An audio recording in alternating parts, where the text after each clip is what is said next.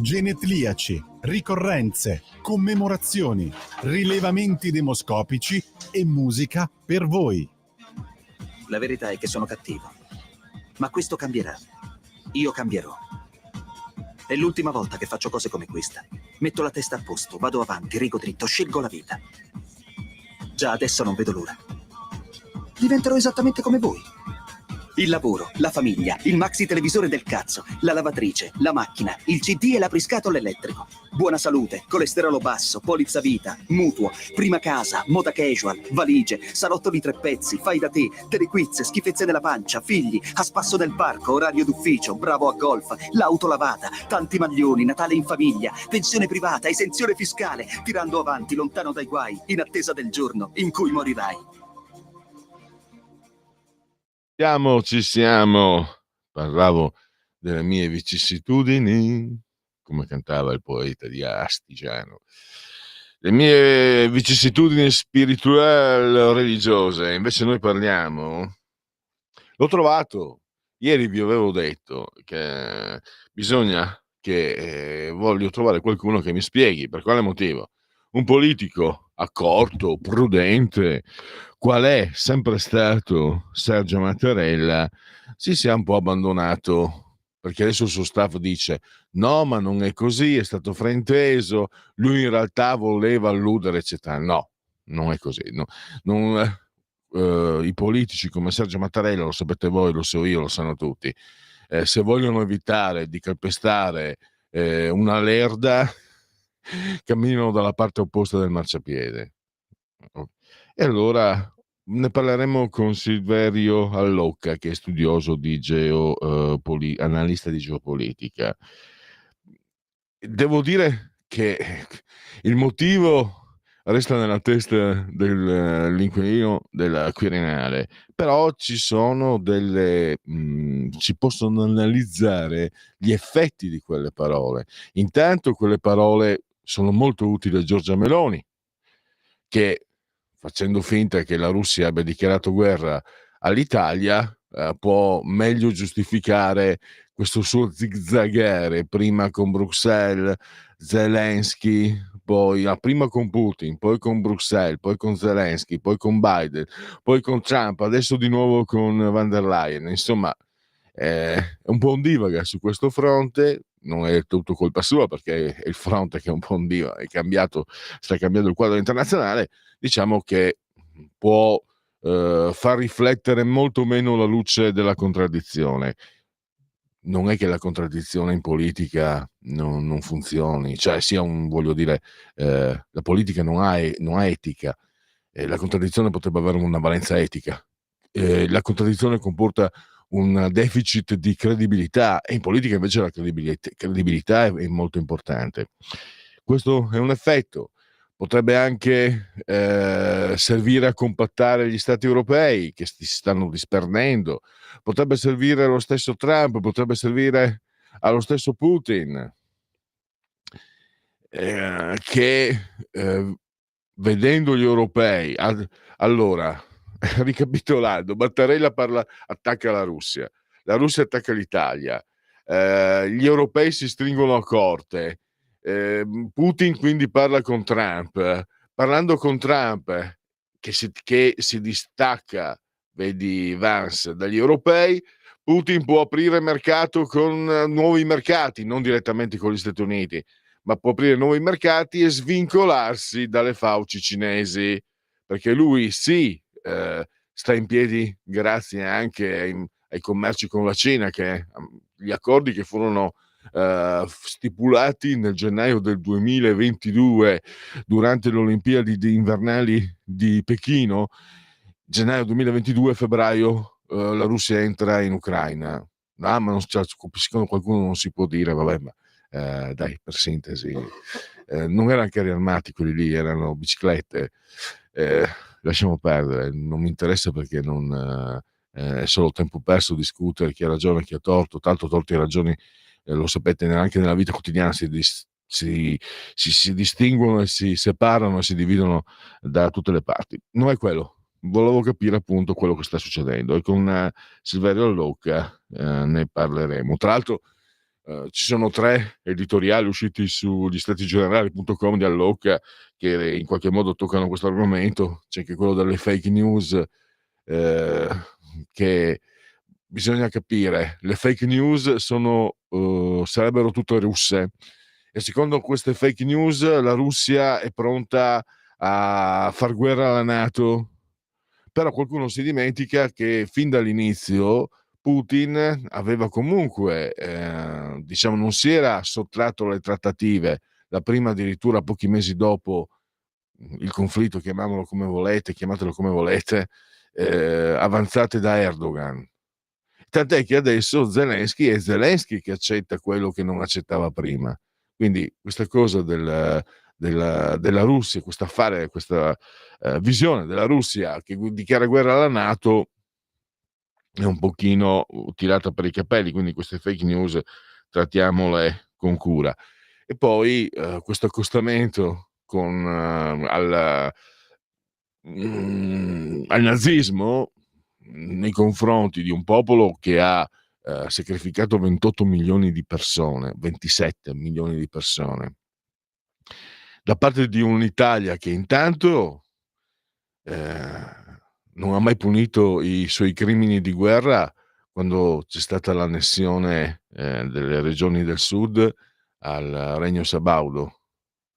Qualche volta ne abbiamo parlato, perché quando, vi ricordate la diatriba, la Padania, il nord, il sud, eccetera, c'erano studiosi meridionali che raccontavano che, in base a documenti, quello che avevano combinato diciamo, i fautori dell'unità d'Italia, del Regno d'Italia, cose tremende. Tra l'altro,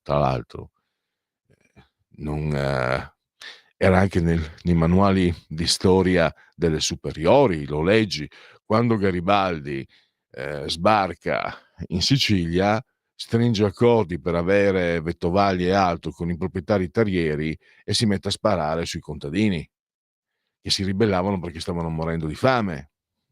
Ecco, di queste cose non si è mai parlato, di un'Italia che non finisce mai una guerra con chi l'ha iniziata, di questa Italia che aveva 40 milioni di fascisti prima del 25 aprile, che poi il 26 aprile si trova con 45 milioni di antifascisti, e Churchill disse: non mi risulta che l'Italia abbia 90 milioni di abitanti, 80 milioni di abitanti, e poi le stragi di Stato, Ustica, eccetera, eccetera, cantava Gaber. E poi anche mette sempre all'occhio, ricorda la gestione a dir poco traslucida, opaca della pandemia, del Covid, il lodo Moro.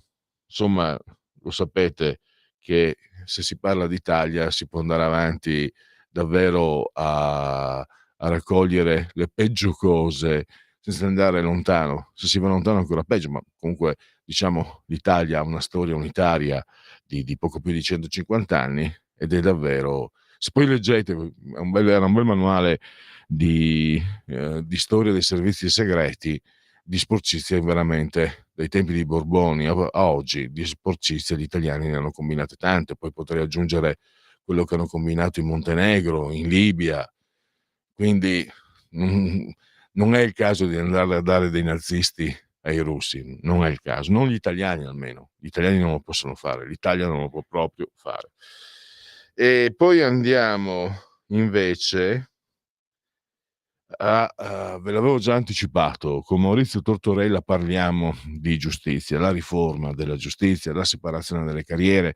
È incredibile che io trovi l'audio di Giovanni Falcone che dice, apertis verbis, di volere la separazione delle carriere, che la separazione delle carriere è cosa buona e giusta, e ci sono ancora quelli, c'è Pietro Grasso e altri, vanno a fare conferenze per dire non voleva, non è vero che voleva.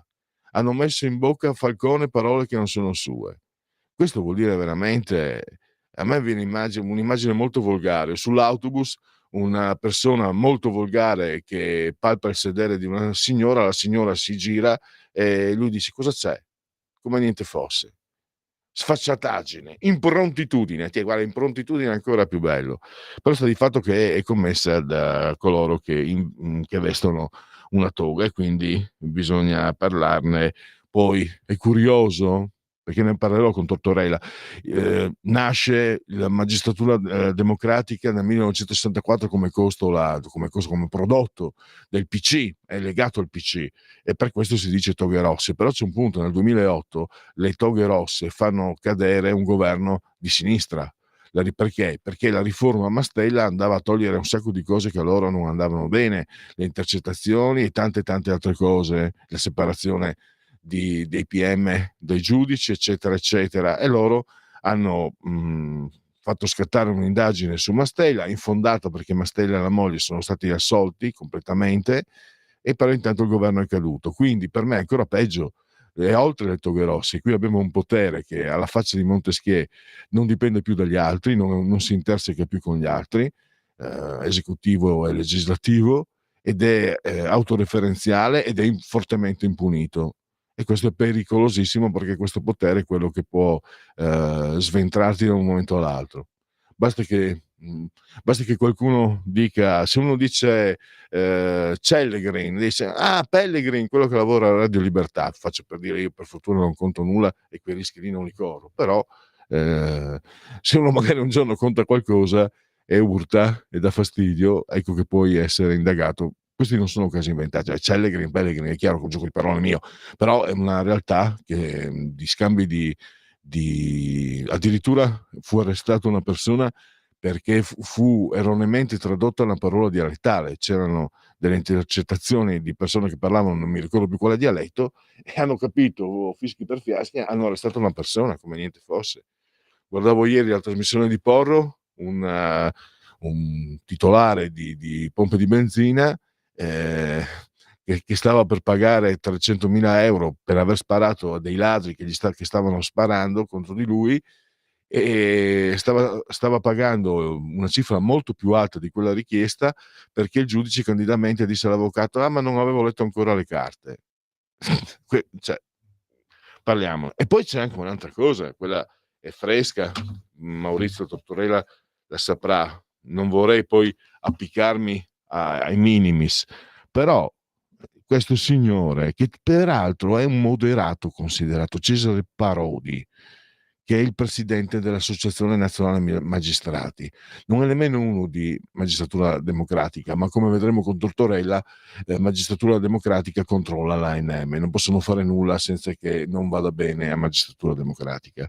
Durante un convegno ha detto che ci vorrebbero altri 2 giudici morti per recuperare popolarità. I sondaggi sono tutti contro, ci vorrebbero 2 giudici morti. Allora, io sono per la libertà di parola e di pensiero, però registro la differenza di reazioni. Se vi ricordate, il ministro dell'interno Scajola, per aver detto Biagi rompe i coglioni anche da morto, e averlo detto in aereo ai giornalisti, Minzolini trascrisse in dattilografa, fu costretto alle dimissioni. Questo signore ne ha parlato libero, ma questa la passa in cavalleria.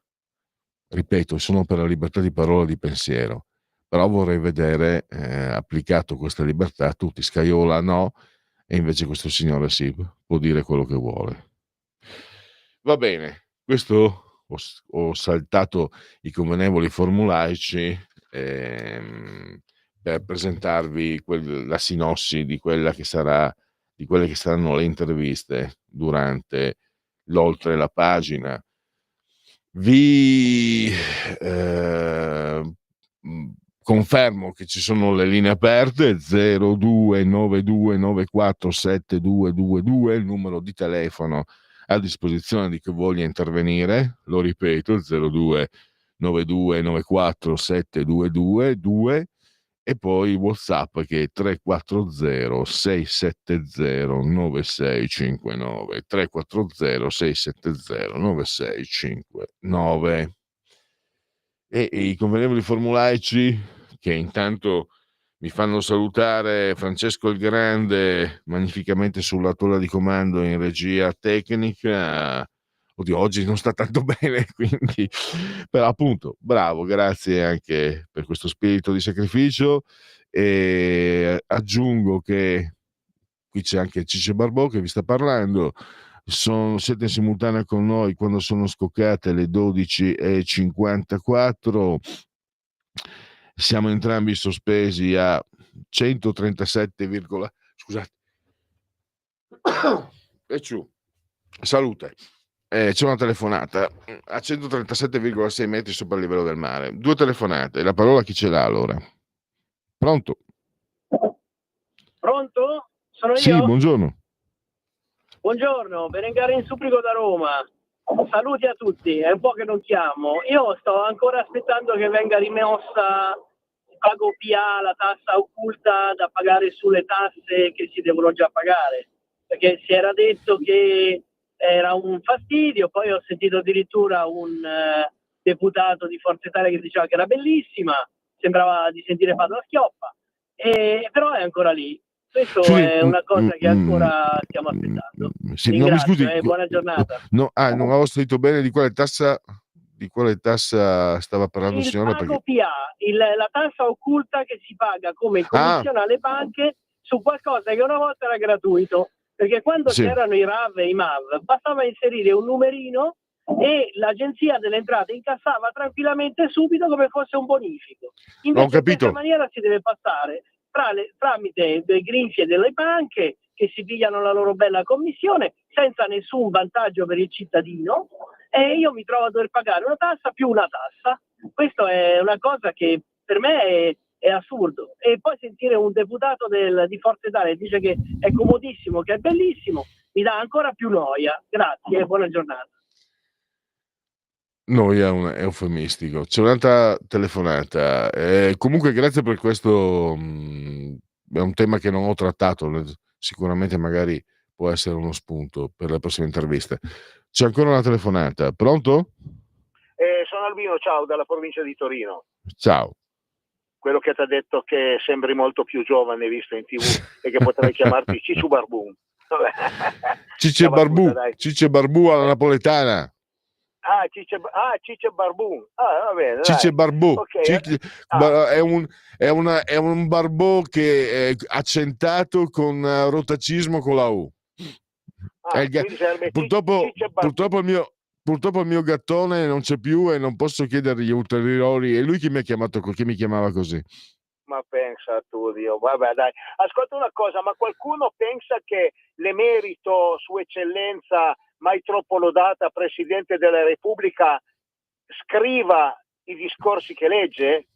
Non scrive niente, perché ha tutto il suo staff che scrive, quindi dovrebbero prendere prima quello che ha scritto e poi con il massimo rispetto, ossequiandolo e deferenziandolo e tutti i cavoli che uno vuole, salamelecchi a non finire, dire: egregio signor Presidente, perché non legge prima il discorso?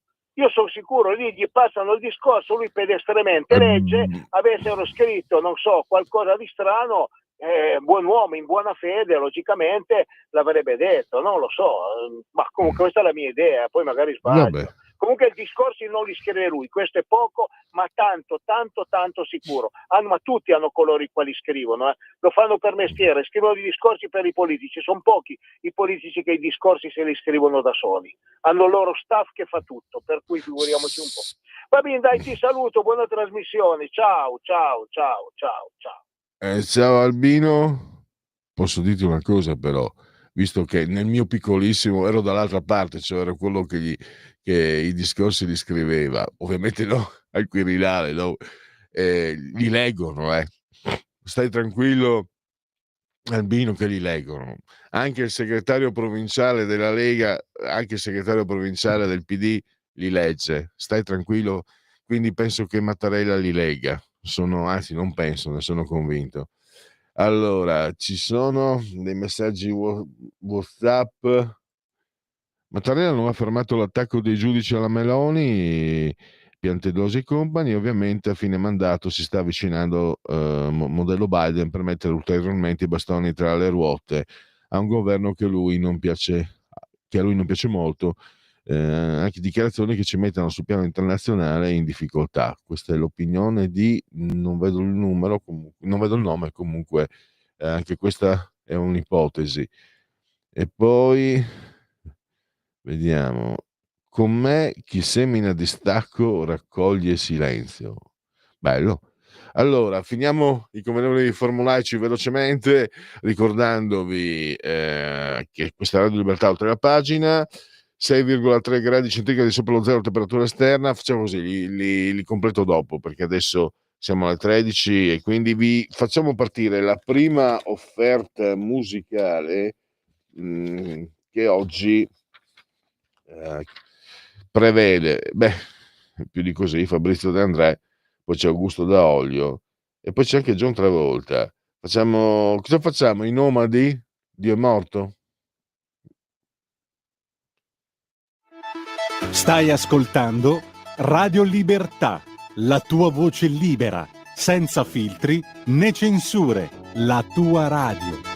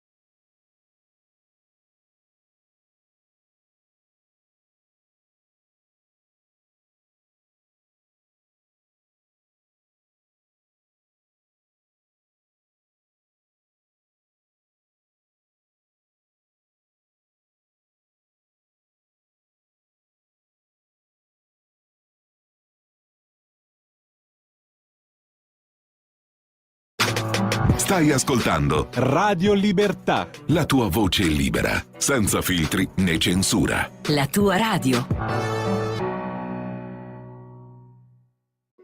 da oggi la tua radio È ascoltabile anche con la televisione in digitale. Sul telecomando della televisione digitale o del tuo ricevitore digitale puoi scegliere se vedere la TV o ascoltare la radio. Risintonizza i canali radio e troverai anche Radio Libertà, canale 252. la tua radio.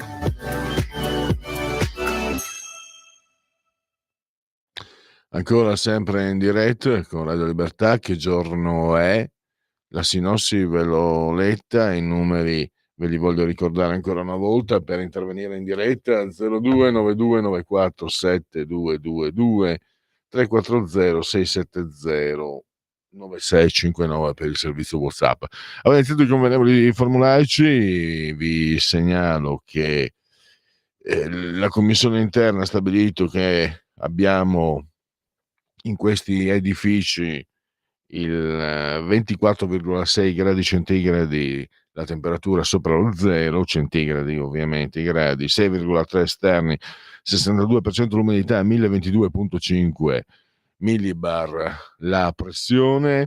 L'abbraccio forte forte forte forte a signora Carmela, Adrianangela e Clotilde che ci seguono, ma anche ci seguiscono, ve lo garantisco, dal canale 252 del digitale televisivo terrestre, perché questa è una radiovisione che si abbona a Radio Libertà campa oltre 100 anni. Meditate gente, meditate. Poi naturalmente abbiamo gli altri supporti, la Radio DAB, abbiamo il sito radiolibertà.net, le applicazioni iOS Android per seguirci ovunque voi siate sulla crosta terrestre con i vostri cellulari. Il profilo Facebook indispensabile per orientarvi tra le nostre programmazioni. Ogni notte che il cielo manda in terra troverete le sinossi delle interviste che poi ascolterete durante oltre la pagina. Questo è per tutte le donne e gli uomini di buona volontà. Alexa, accendi Radio Libertà, passaparola, ne saremo riconoscenti. Twitch, il social di ultima generazione, e poi di quel che c'è non manca nulla, c'è anche YouTube, Radio DAB l'ho detta, le applicazioni l'ho detta. Perfetto, c'è un'altra telefonata, la parola chi ce l'ha? Pronto? Buongiorno signor Pellegrini Zetta. Buongiorno. Allora, ieri sera, come tutte le altre sere, io guardo France 24, che è una televisione francese, che dice purtroppo più la verità delle nostre TV italiane, secondo me. E non ho visto la signora Meloni inquadrata al congresso. Questo chissà perché, secondo me vuol dire che siamo molto simpatici ai francesi. Seconda notizia, la Groenlandia, signor Pellegrini, è la forza del destino, secondo me, perché non solo Trump, gli Stati Uniti vogliono stringere a sé, mi sembra, l'isola più grande del mondo, per sogno e necessità. Le ragioni militari, spirituali e high-tech, dove può andare la trattativa del secolo, dominare il Nord America, così comincia, secondo me, la reazione alla crisi. Tutto qua, io la saluto e buona giornata. Va bene, grazie anche signora Lisetta. C'è anche un messaggio, vediamo, un WhatsApp. Allora, che non trovo più. Allora, vediamo se riesco. No, c'è qualche problema. Dunque. Allora, dei Rave Mave il signore ne aveva già parlato tempo fa, tu avevi dato stessa risposta di oggi, fatto sta che nel frattempo dell'argomento, come avevi e hai detto, non ti sei interessato, firmato Roberto. Non me lo ricordo. Va bene, ricordatemelo voi, a una certa età si perdono colpi, voi me lo ricordate e io cercherò di provvedere.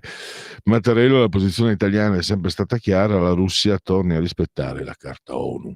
Questa è l'apertura dell'ANSA. Ma andiamo con genetriaci, ricorrenze e commemorazioni del 30° giorno di piovoso mese del calendario repubblicano. Per tutti un martedì martis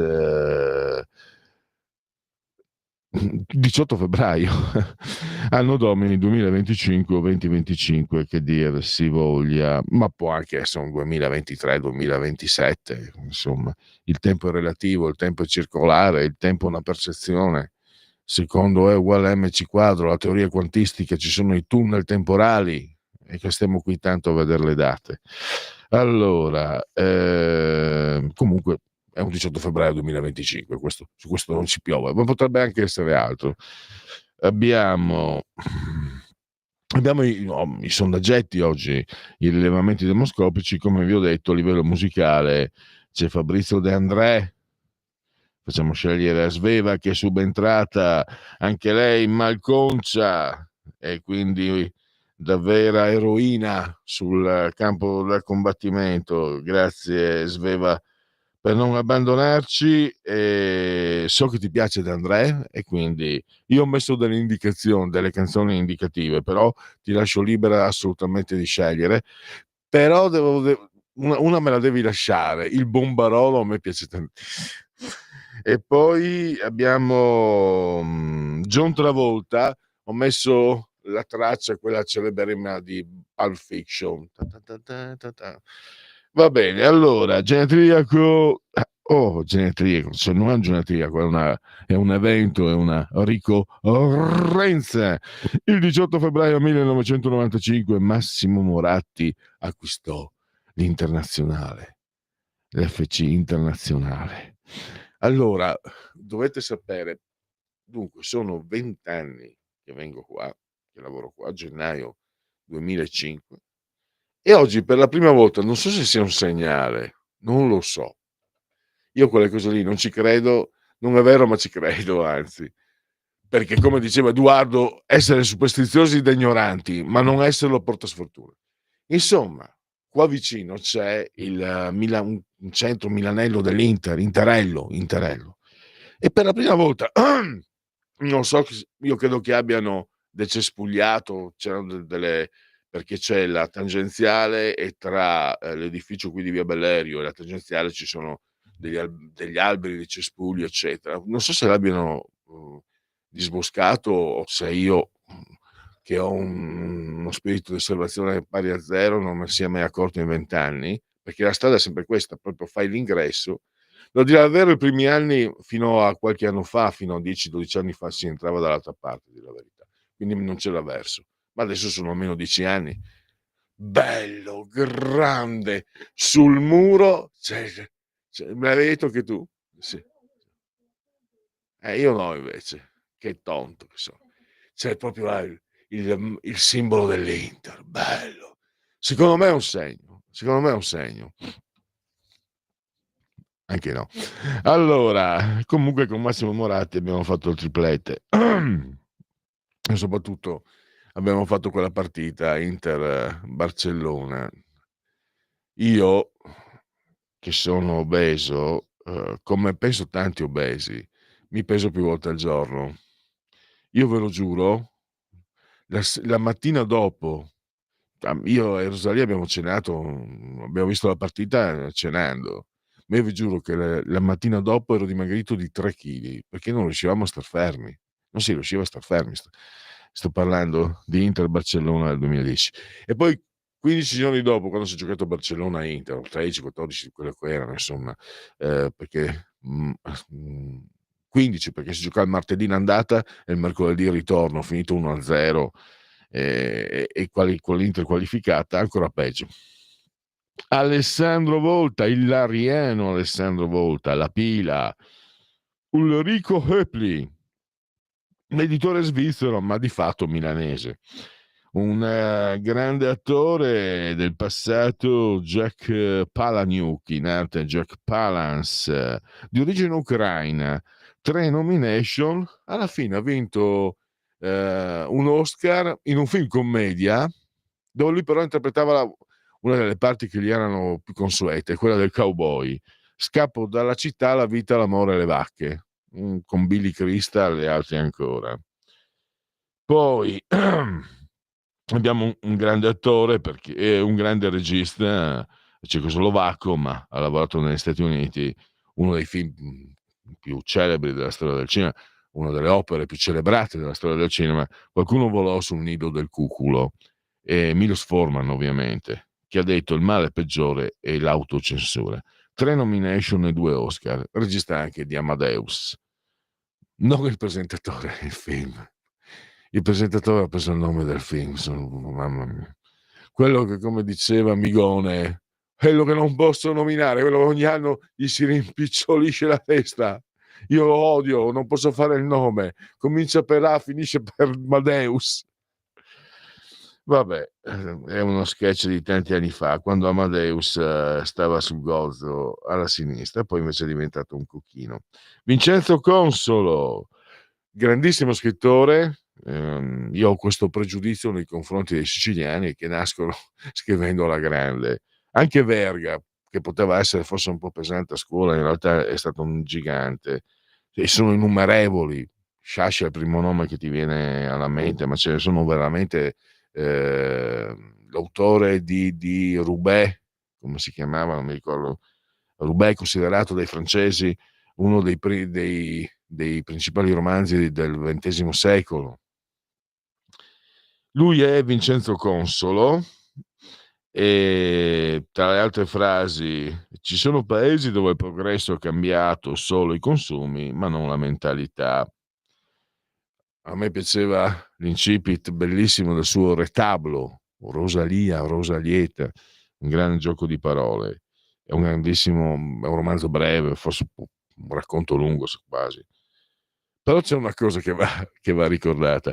Quando nel 1993 a Milano vinse inopinatamente la Lega da sola, Lega Nord all'epoca, con Marco Formentini, lui in campagna elettorale disse, lui abitava a Milano, siciliano, me l'ha tanti anni a Milano, disse: se vince la Lega me ne torno in Sicilia.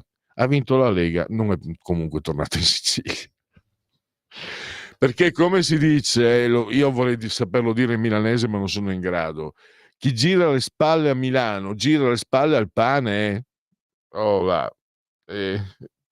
Comunque non cambia nulla, insomma. È un grande scrittore che aveva poi le sue idee, sulla coerenza chi può rivendicare coerenza? Yoko Ono, ha detto Daniele Luttazzi che in un mondo ideale David Chapman avrebbe sparato a Yoko Ono e non a John Lennon. È una frase molto crudele, ma Daniele Luttazzi può permettersi tutto. E poi abbiamo un'attrice bellissima, Anna Maria Ferrero, che poi si chiamava Anna Maria Guerra. Tra le altre cose interpretò film drammatici non solo in Italia, divenne popolare col film Totò e Carolina. Fabrizio De André, Faber, allora Faber, lui è tifoso del Genoa, invece Villaggio era tifoso della Sampdoria. Insieme studiavano nella cameretta di De André perché credo fossero compagni di classe al liceo, scrissero Carlo Martello loro due insieme, Paolo Villaggio, Fantozzi, Fracchia insieme a De André.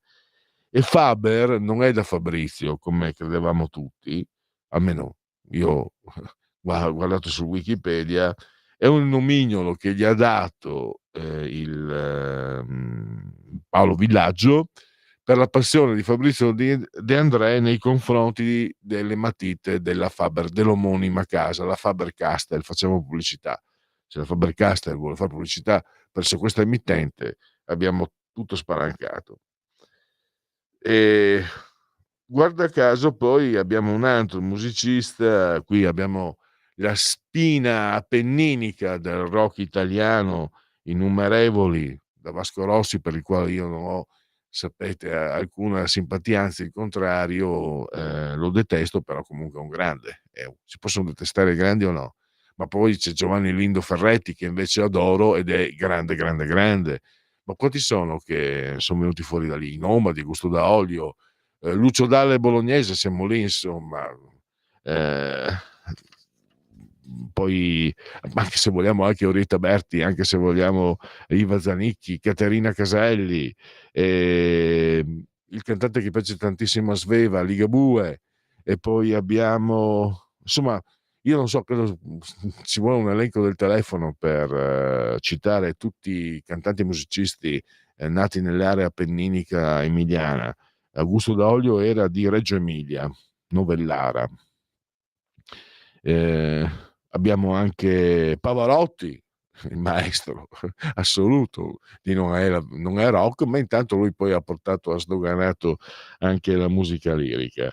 Insomma, lì non so se sia il Sangiovese, l'aria, la vita, la genetica, non lo so. Lì erano etruschi e poi sono diventati tutti rocchettoni, rocchettari, musicisti di grandissimo, perché anche Verdi, se vogliamo, è pazzesco. Accendi un faretto della memoria e nasce un musicista emiliano, la dorsale appenninica del rock. Augusto D'Olio, amatissimo anche dai leghisti. Sybil Shepherd, Moonlighting con Bruce Willis, era una serie televisiva molto in auge negli anni '80. E poi eccolo lì, Vincent Vega, John Travolta, 2 nomination e 0 Oscar, e poi abbiamo, l'abbiamo l'abbiamo ammirata e abbiamo guardato anche in un certo modo la sua interpretazione, in Presunto Innocente. C'era Harrison Ford e c'era Greta Scacchi di Padre Italiano. E poi abbiamo avuto un grandissimo critico, scrittore, conduttore. Ho avuto veramente io, sono rimasto, cioè mi è dispiaciuto come se fosse un mio carissimo amico. L'ho intervistato 2 o 3 volte, avevamo fatto delle bellissime chiacchierate fuori onda. Per me era un mito, e che mi desse tanta confidenza, mi faceva stare bene sul serio. Era in realtà non è che perché fossi io, perché è una persona con grande disponibilità, con grandissima cultura, con grandissima intelligenza, grandissimo spirito. Sto parlando di Tommaso Labranca, che non c'è più, e che ha lasciato un vuoto, perché aveva la forza e la credibilità, per raccontare le cose come stava. C'è un aneddoto. Lui era stato chiamato tra gli autori di una trasmissione di Fabio Fazio. Dopo mezz'ora che era lì ha detto: "Scusate, vado in bagno", è scappato via. Ma non è per questo che deve essere l'estasi del pecoreccio, il trash, che nasce negli anni '90, in Italia lo ha scoperto lui di fatto. E poi abbiamo una passione, Roberto Baggio.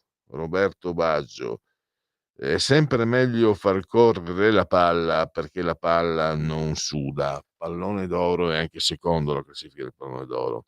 Uno di quegli artisti del calcio che si imprimono nella memoria collettiva e che è amato universalmente, trasversalmente.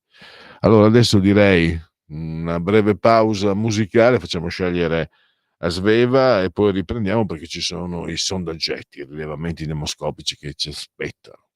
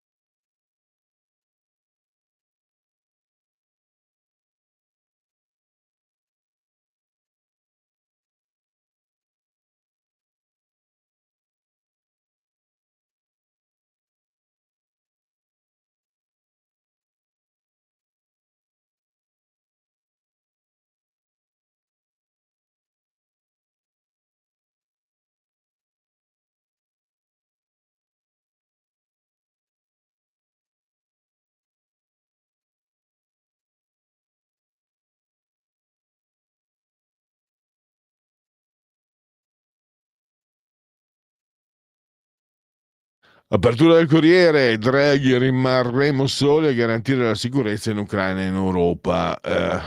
Poi qua c'è un altro WhatsApp, per forza c'è il campo di allenamento dei giovani dell'Inter. C'è scritto dell'intervento, ma penso che sia un errore di, come si chiama, il T9 si chiamava una volta.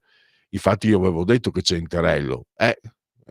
Se insomma mi si ascolta con attenzione, io ho detto c'è il campo, c'è Interello al di là della strada. Porca miseria. E d'altronde non sono l'unico che perde colpi con l'età. Andiamo avanti. Abbiamo i sondaggetti, ma partiamo prima con un Istat invece. Allora, questo è commercio con l'estero e prezzi dell'import. A dicembre 2024 si stima un aumento congiunturale delle esportazioni più 1,9 e una riduzione delle importazioni meno 0,8. La crescita su base mensile dell'export è sempre è maggiore per l'area UE più 3,5% rispetto a quella extra UE più 0,3. Togliamo la condivision. Pum pum. Il pum pum mi è sfuggito così. Pum pum. Boom boom. Chi era Boom boom? Sveva? Lo soprannominò, credo, Bisteccone Galeazzi, Boom boom. Boom boom Becker, tennista tedesco che vinse, credo 6 o 7 titoli, 2 Wimbledon, credo sia il più, non aveva neanche 18 anni quando ha vinto il primo Wimbledon, ha battuto in finale Ivan Lendl, cioè ho goduto, io detestavo Ivan Lendl, che era stato comunque un gigantesco tennista, ma era antipaticissimo, e poi recentemente è salito è balzato agli onori delle cronache perché è finito in carcere in Inghilterra per evasione fiscale, quindi un grande mito dello sport. Sicurezza nazionale, difesa, sondaggio Quorum, committente l'inchiesta. Abbiamo domanda, scusate, vediamo, eccoci qua. Ritiene che per l'Italia l'aumento degli investimenti per la sicurezza, cyber security debba essere una priorità? Sì, 73%, no 27%. Poi abbiamo l'esercito comune europeo, favorevole 59%, contrario 26%. Per l'età, vabbè, questo è un altro. Togliamo l'età, diciamo, totale, dunque 18-34 anni, 35-54 anni, favorevole 59 e contrario 26. Togliamo la condivisione.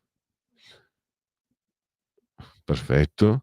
Andiamo ancora con il prossimo sondaggetto. Questo fine vita realizzato da Easy, il sondaggio, e abbiamo: lei è favorevole al diritto di eutanasia, detto anche suicidio assistito? Favorevole 77%, contrario 19%, non so il 4%. Lei è favorevole a una legge che regolamenti il suicidio assistito così come approvato dalla regione Toscana? Favorevole l'80%, contrario il 13%. Togliamo la condivisione.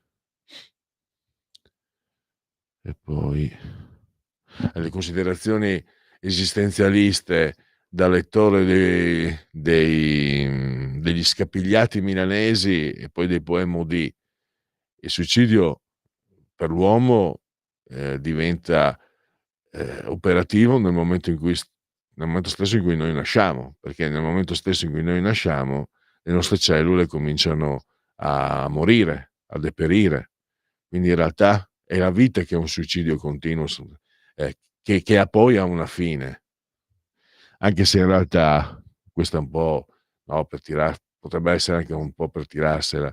In realtà posso dire grosso modo la mia età, che in realtà fino a 40 anni non invecchi, cresci. Dai 45 ai 40, dai 40 ai 50, 40 60 ti stabilizzi, e poi dopo i 60 cominci a invecchiare, quindi anche certe esagerazioni noir. Dunque, Repubblica, Demos e Demetra realizzato Committente Repubblica, Fratelli d'Italia 29,5, PD 22,8, 5 Stelle 11,4, Forza Italia 9, Lega 8,7, Verdi Sinistra 6,2, Calenda 3,3, Renzi 2,6. Chiudiamo la condivisione. E poi abbiamo l'ultimo, 13:31, sono già in drammatico ritardo. Sul terzo mandato dei presidenti di regione. Questo è realizzato da Euromedia, osservatorio politico. Il committente, abbiamo favorevole al terzo mandato il 28,9%, contrario al terzo mandato il 50,4%. Per quanto riguarda i partiti, 30,7 Fratelli d'Italia, PD 23,5, 5 Stelle 11, Forza Italia 9,3, Lega 8,9, Verdi 5,7, Renzi 2,8, Calenda 2,6. Togliamo condivisione e stop.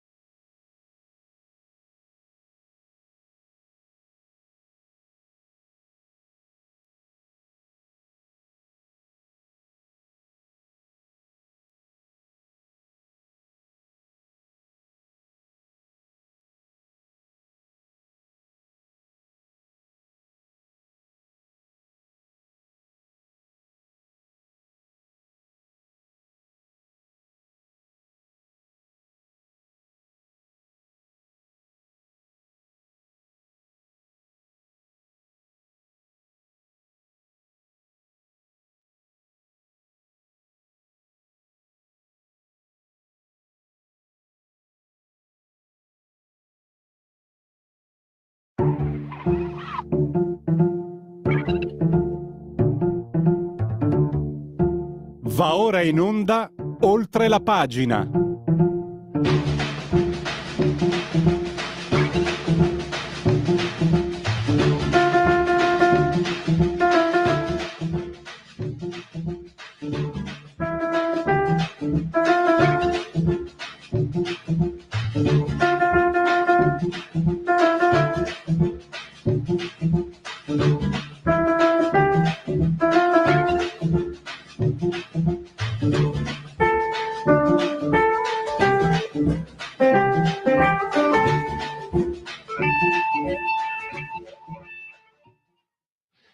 Eccoci allora, oltre la pagina, Radio Libertà, con l'analista di geopolitica, studioso di geopolitica, il professor Silverio Allocca, che abbiamo al nostro telefono. Bentornato e grazie, professore.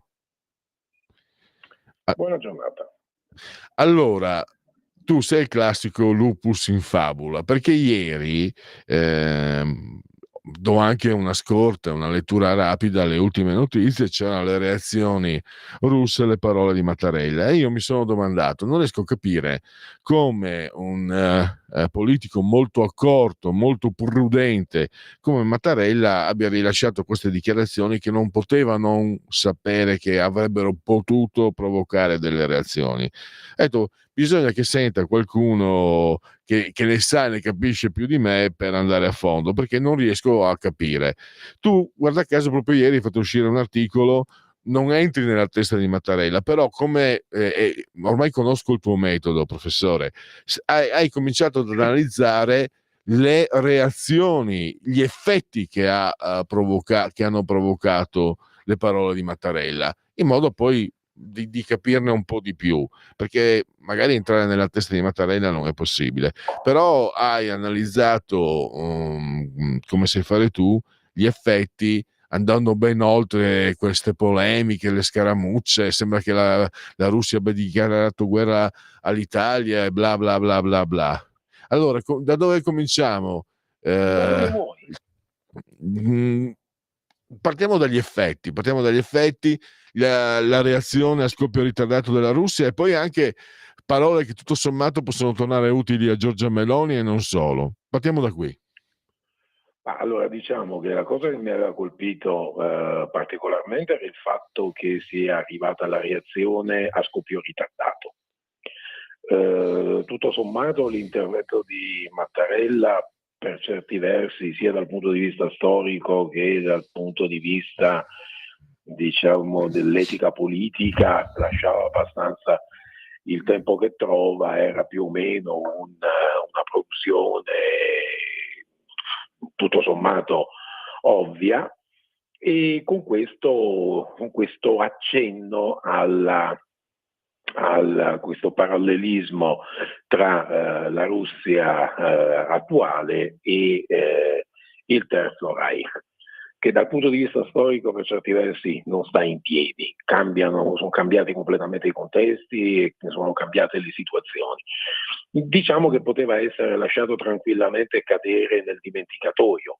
10 giorni dopo, però, diciamo che la cosa è tornata utile, molto probabilmente per far esplodere un pochino la polemica, nel senso che questa guerra in Ucraina, che finalmente penso appaia evidente a tutti, non aveva ben altri obiettivi, sia da parte di Mosca che da parte degli Stati Uniti, che in vario modo sono responsabili di questa proxy war atipica perché solitamente una proxy war viene combattuta da prestanome.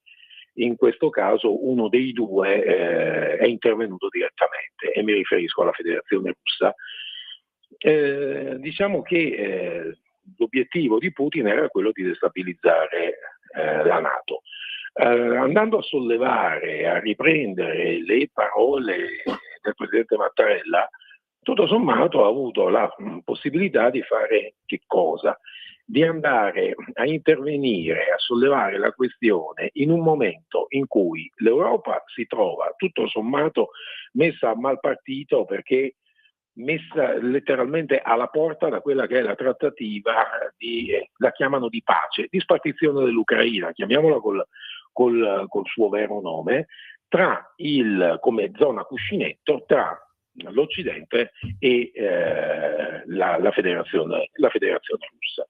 Nessuno degli europei è stato coinvolto, tutte le cancellerie sono state coinvolte da Biden nel conflitto, con l'obbligatorietà di adeguarsi alle misure sanzionatorie contro la Russia. E quindi l'Europa si trova nella condizione di dover fare che cosa? Improvvisamente cambia la leadership negli Stati Uniti, cambia la politica estera americana, si vuole arrivare a di fatto consolidare quelli che sono i risultati ottenuti, l'azzeramento per quello che riguarda l'autonomia decisionale dell'Unione Europea e un compattamento della NATO, tutto sommato. Per quello che riguarda Putin, essersi fatto, come dire, promotore di un'azione che lo mette nuovamente in gioco in Europa, ha messo i puntini sulle i, ha conquistato determinati territori anche strategici da un punto di vista delle risorse del sottosuolo, e quindi tutto sommato sia l'uni che gli altri hanno conseguito i propri obiettivi, ma se non altro per il momento, e quindi non serve più questo conflitto, che è un inutile dispendio che comporta un inutile dispendio di soldi per entrambi, e solo che non sono cambiate le leadership in Europa. E quindi dopo tanto apparentamento, tante dichiarazioni anche del presidente Mattarella favorevoli alla politica statunitense, improvvisamente si sono trovati a doversi rendere conto che qualcuno ha detto: signori, il gioco è finito, andate tranquillamente a giocare con i vostri birilli da qualche altra parte, perché coloro che decidono siamo Putin e io sta per Trump. Ci riuniamo tranquillamente a Riyadh, decidiamo noi che cosa fare, non ci interessa nemmeno consultarvi, e quindi tutto sommato si sono trovati in una posizione difficile. A questo punto, per migliorare il proprio risultato, la voglia di stravincere, credo, di Mosca ha fatto sì che venissero rispolverate le parole di Mattarella. Perché?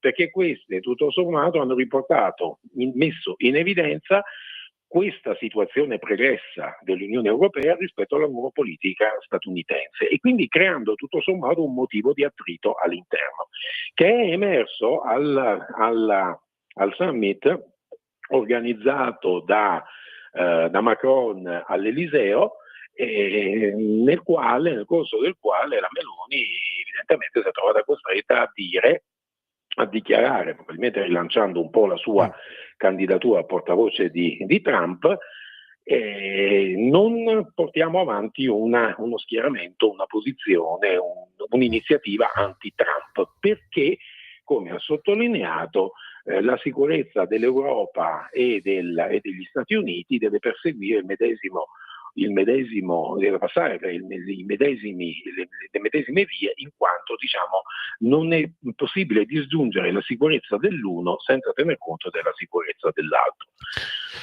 Professore, ti interrompo, scusami. Allora, io sintetizzo, no? Magari anche con troppa semplicità.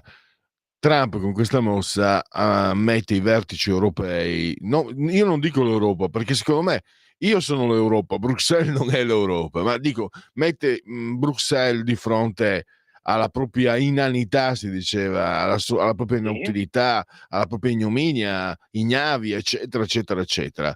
Credo che si possa, insomma, questo si può vincere. Che effetti può avere? Dove possono portare? Cioè, potrebbe essere veramente un colpo sotto la cintura per l'Europa e provocare delle reazioni scomposte e sbagliate che vadano a sgretolare questo castello di carta, no? Come si dice spesso, quante volte abbiamo sentito. Addirittura coloro che stanno dalla parte di Bruxelles non riescono più a non ammettere la debolezza dei vertici e di tutto il resto. E guarda caso adesso ci troveremo di fronte a Bruxelles, che da 3 anni ci dice che bisogna dare le armi, gli aiuti, eccetera, bisogna fare di tutto perché Putin è brutto, sporco e cattivo, Zelensky è un santo, eccetera, eccetera, eccetera, e adesso arrivano Trump e Putin, si mettono d'accordo e l'Europa davanti al mondo sarebbe nuda davanti al mondo, no? Il re è nudo, Bruxelles è nuda. Ecco, che cosa può provocare a lungo andare? Oppure ci sarà un lento deperimento, l'Europa andrà a pezzi un poco alla volta, oppure potrebbe essere un colpo capace di sgretolare questa facciata che non regge più? Ma diciamo questo, che tutto sommato in questo momento, se vogliamo fare parallelismi storici, questo ritrovato appeal fra Putin e Trump, fra gli Stati Uniti e la Federazione Russa, mi richiama alla mente un altro patto, quello che fu il patto Molotov-Ribbentrop del 1939, quando praticamente decisero di spartirsi la Polonia. Entrambi erano nemici, sapevano che sarebbero arrivati a uno scontro, ma entrambi tutto sommato trovavano conveniente accordarsi in quel momento, perseguendo ognuno i propri obiettivi.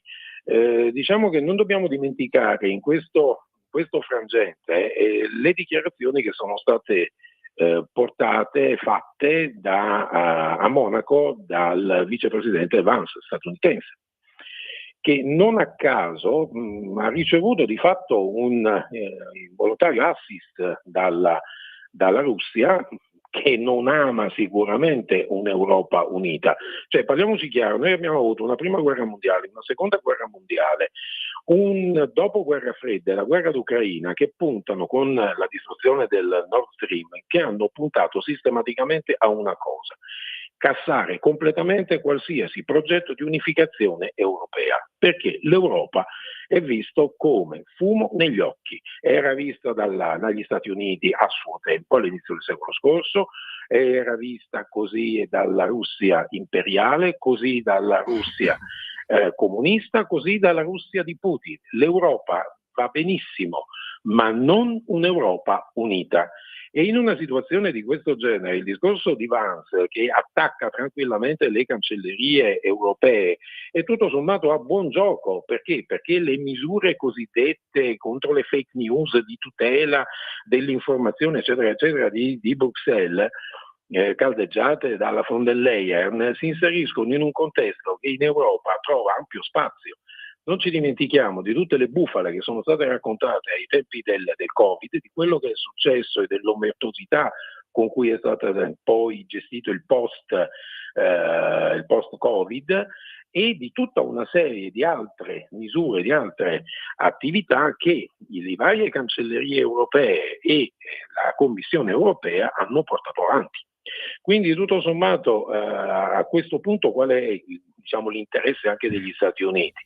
Da una parte abbiamo la promozione di quei movimenti populisti che in Europa, nazionalisti, populisti come la destra tedesca, e quindi sarà molto importante vedere il risultato delle elezioni in Germania, che potrebbero determinare a catena il crollo di quello che era un progetto che inizialmente prevedeva, i vari Konrad Adenauer, eccetera, un'unificazione europea che ponesse fine ai conflitti regionali, eccetera, eccetera. Ma non dimentichiamo che su questo si è innestata la costruzione di un'Europa e basata poi sull'euro, che sono stati decisi e promossi dagli Stati Uniti. L'Europa che abbiamo noi oggi non nasce dal progetto di Adenauer. Spesso e volentieri coloro che lanciano un determinato messaggio poi vengono di fatto messi da parte, perché entrano in campo quelli che contano effettivamente. Serviva un'Europa coesa in un certo modo per poter gestire meglio i rapporti in politica estera, per poter gestire meglio i rapporti nell'ambito della NATO, ma non serviva sicuramente un'Europa dotata di una forza militare autonoma, di una politica estera autonoma, di un governo autonomo, e questo evidentemente in questo momento torna utile agli Stati Uniti. E in che modo? Perché ci sono tutte le condizioni per puntare il dito contro le cancellerie europee che di fatto, seguendo Biden, hanno azzerato l'economia continentale, puntare a promuovere, e lo ha fatto proprio a chiare lettere, a promuovere un cambio di vertice in tutte le cancellerie europee, in modo tale da fare che cosa? Da riportare l'orologio indietro, cioè avere un'Europa che presenta il suo euro, presenta un organismo, diciamo, parlamentare o a livello di amministrativo o consultorio, per meglio dire, come la Commissione europea, che però siano governati da entità politiche che tutto sommato riportano l'orologio indietro. In che modo? C'è una casa europea, ma ognuno procede per proprio conto, quindi la possibilità di avere un'Europa unita ma intesa come Stati Uniti d'Europa è praticamente rimandato sine die, è un azzeramento completo, e questo va benissimo sia alla Russia che a Trump. Quindi da questo punto di vista i dettagli di come si stanno muovendo per gestire la fine del conflitto in Ucraina è proprio un mettere in evidenza esattamente questo tipo di necessità, di questo tipo di situazione, cioè l'Europa come tale non esiste. Cittadini europei, rendetevene conto, guardate chi avete a governarvi sia a Bruxelles che nelle vostre capitali e decidete di conseguenza. Ovviamente non nell'interesse dei cittadini europei, ma nell'interesse del divide et impera, che è sempre stato il principio di base fin dall'epoca che ha fatto grande l'impero romano. E l'Italia da questa situazione cosa può trarre, secondo te? L'Italia cosa può trarre? L'Italia, diciamo che adesso c'è la Meloni che sta tentando di fare già fatto una inversione a 180 gradi. La vedo abbastanza disorientata, perché prima era tutta pro Trump, abbracci e baci, poi al momento opportuno ha fatto un'inversione a 180 gradi dichiarandosi, d'altronde le è sempre piaciuto Trump, quindi tutto sommato, diciamo, ha cercato di girare completamente la sua politica, però non potendo evidentemente dire a tutti noi: signori, abbiamo sbagliato, abbiamo giocato, adesso si gioca con carte nuove. Si è trovata tutto sommato a essere accomunata agli altri membri delle cancellerie europee, e quindi si è riapparentata alla von der Leyen quando ha dichiarato che dovremmo rispondere tutti in modo unitario alle nuove tariffe statunitensi. A Parigi ha frenato nuovamente, invitando a non come dire, porre in essere un piano anti-Trump. Diciamo che sta in una posizione abbastanza problematica. Penso che in questo momento la sua preoccupazione principale sia rimanere in sella. Ha rilanciato la sua candidatura a Parigi, tutto dipende da quello che ha intenzione di rispondere Trump. Se Trump ha bisogno effettivamente di un portavoce, bene. In caso contrario, se al vertice in Germania, alle elezioni tedesche, la destra dovesse prendere il sopravvento, e poi abbiamo il premier ungherese che tutto sommato si sta evidenziando, probabilmente anche per quello che riguarda il nostro governo attualmente le ore sarebbero più o meno contate. Non si sa bene con che alternativa, perché in Italia un'alternativa non esiste, e quindi siamo tra coloro che sono sospesi. Non c'è la possibilità di fare una previsione, né pensare di poter beneficiare di un trattamento di favore che operi un distinguo tra la posizione italiana e quella di tutti gli altri paesi sottoposti a sanzioni. Dipende quali sono che cosa possiamo dire, la testa. professore, possiamo dire che forse si aspettava di più, perché anche analisti dicevano che Meloni sarebbe stata il riferimento di Trump in Europa, eccetera, eccetera, ed è rimasta un po' tagliata fuori dai giochi, mi sembra. Senti, diciamo questo, che quando il diavolo t'accarezza vuole l'anima, allora il problema è questo.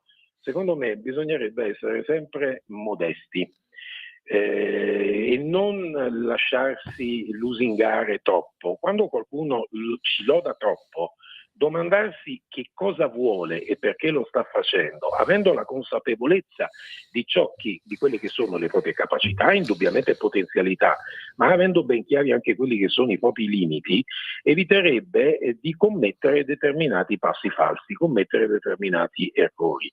Ora, un conto è essere il premier in Italia, un conto è parlare nelle piazze, un conto è fare del marketing politico, che la Meloni è strategicamente da questo punto di vista eccezionale. Penso che da decenni non c'era qualcuno che fosse capace di farlo come fa lei, e si vedono i risultati. Un conto è trattare con un Trump che è un imprenditore. Noi purtroppo, in particolare in Italia, abbiamo una classe politica che io definisco tipicamente di nulla facenti, cioè persone che non avrebbero nemmeno i requisiti per entrare come presentare una domanda come impiegati in molti degli uffici che dirigono.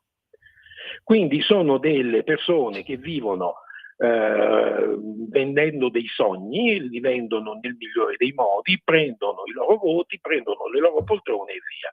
Quando tratti con uno, che piaccia o non piaccia, come Trump è un imprenditore, è abituato a gestire effettivamente le cose, rischiando in prima persona, avendo delle competenze, poi può piacere o non piacere, questo poco importa, bisognerebbe domandarsi che cosa vuole nel momento in cui definisce una persona uno statista, un punto di riferimento o altro. Ecco, la Meloni è abilissima come politica, ma tutto è fuorché uno statista, non ce n'è uno in Europa, non lo è nemmeno Trump, ma Trump lo sa e ha una determinata forza. Qui invece ci si affida alla clac dei giornali, alla clac dei questuanti vari, ognuno dei quali ognuno persegue il proprio obiettivo, pensa al proprio giardinetto, e questo tutto sommato ha creato qualche problema di eccesso di autoreferenzialità da parte della Meloni, che avrebbe dovuto mantenere un profilo un attimino più basso. Se avesse capito che la politica di Biden era fallimentare, quindi benissimo, siamo nella NATO, non possiamo fare diversamente, accettiamo obtorto collo, ma cerchiamo di non essere più realisti del re, perché quando poi c'è il cambio della guardia, come mi muovo? Diciamo che la Meloni del piano Mattei sembra un po' più, diciamo, consapevole. Qui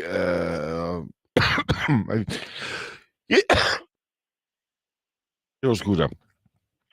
Qui ci sono stati questi errori di valutazione.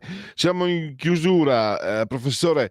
Ti devo salutare perché, primo, perché mi sta salendo la tosse, e secondo, perché abbiamo esaurito lo spazio. Io ti ringrazio davvero e a risentirci presto. A presto, buona giornata a tutti. Pausa.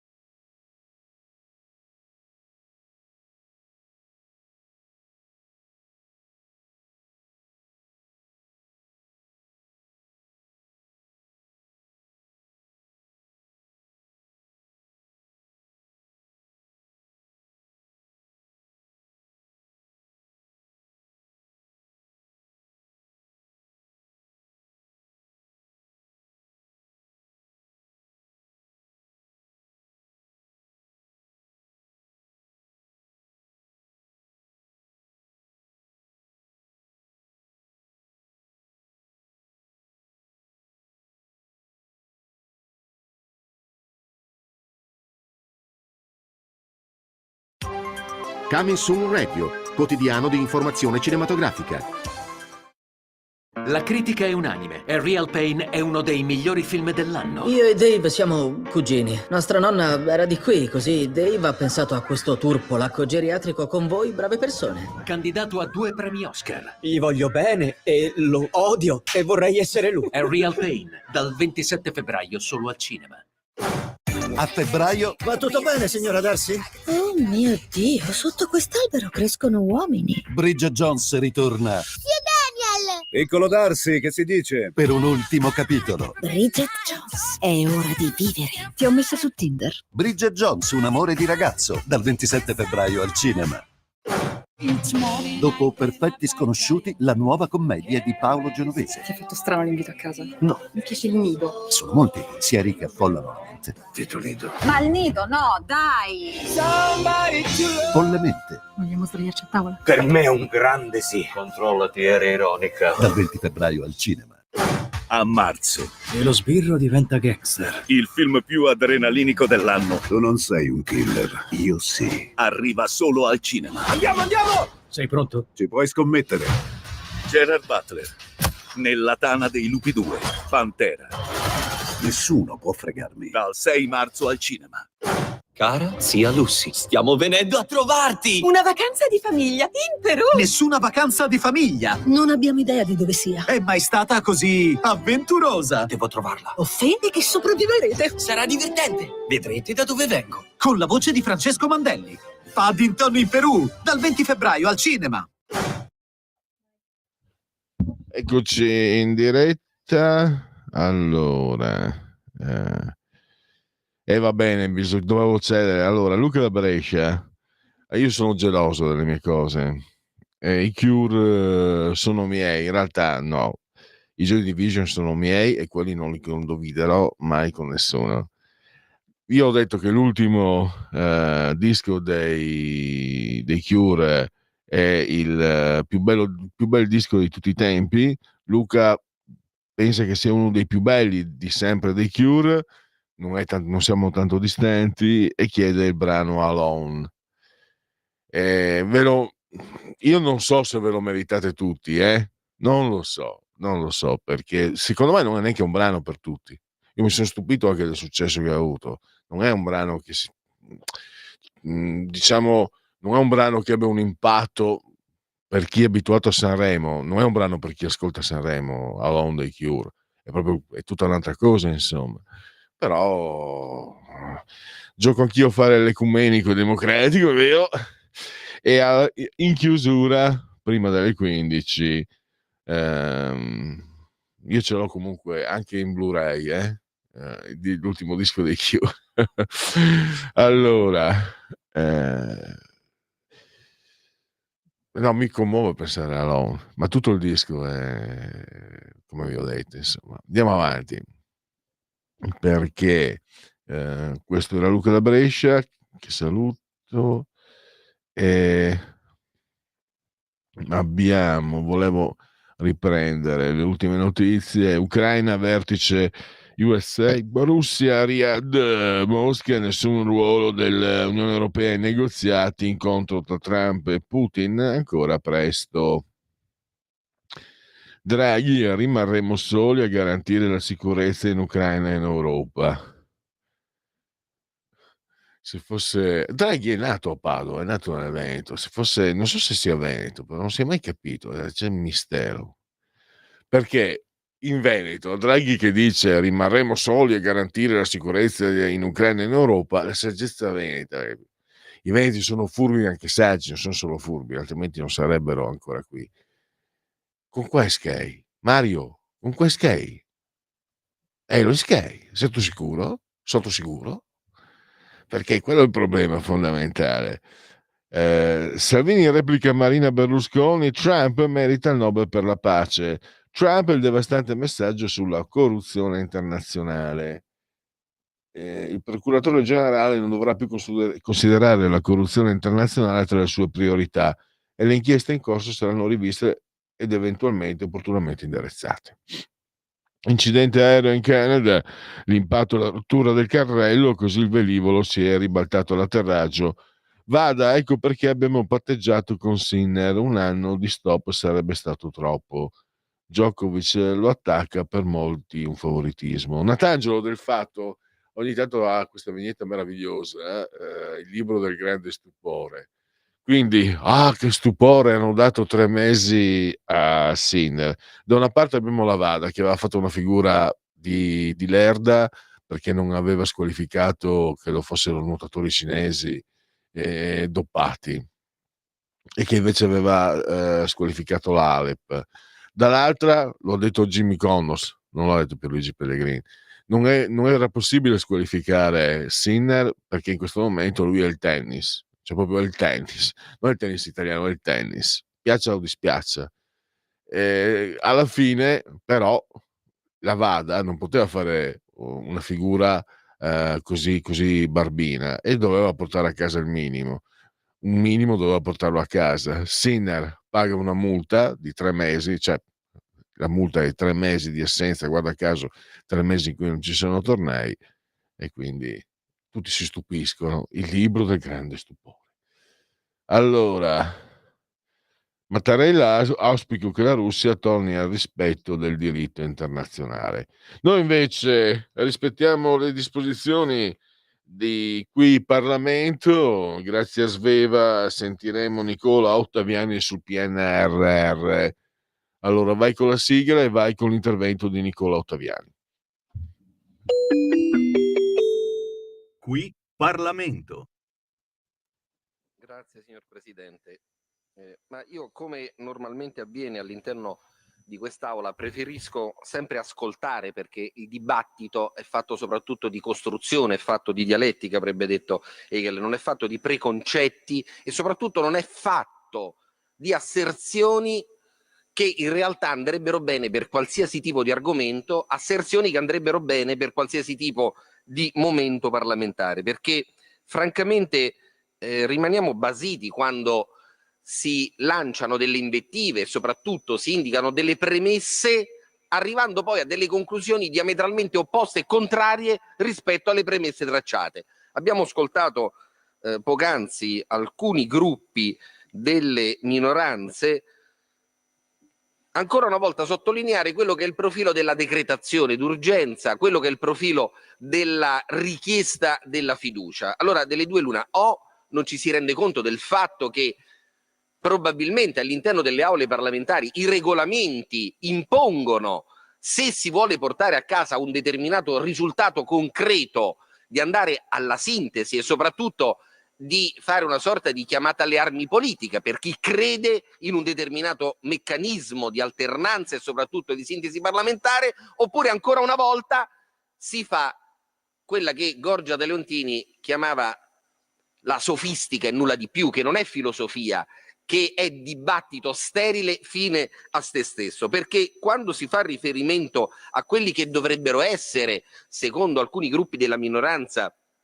non precisati e soprattutto non puntualizzati profili di urgenza, profili anche di merito di questo provvedimento, si salta a piè pari quella che è l'indicazione elaborata dalla Corte Costituzionale con la sentenza la 244 del 2016, ove definisce la Corte, che è il giudice delle leggi, provvedimenti similari a quello che noi ci stiamo accingendo a convertire come provvedimenti governativi ab origine a contenuto plurimo, laddove l'omogeneità viene data dal fine, non viene data dalle singole materie. Se il fine è quello di riattivare un paese nel quale per anni, per troppi anni, le minoranze hanno assunto, le odierne minoranze, quello che era il ruolo di veicolo, mentre in realtà hanno contratto obbligazioni lasciandole a quelle che sono le generazioni future senza volerle pagare, ecco, è questa la differenza tra il nostro modo di agire e il modo di agire da chi è stato relegato all'opposizione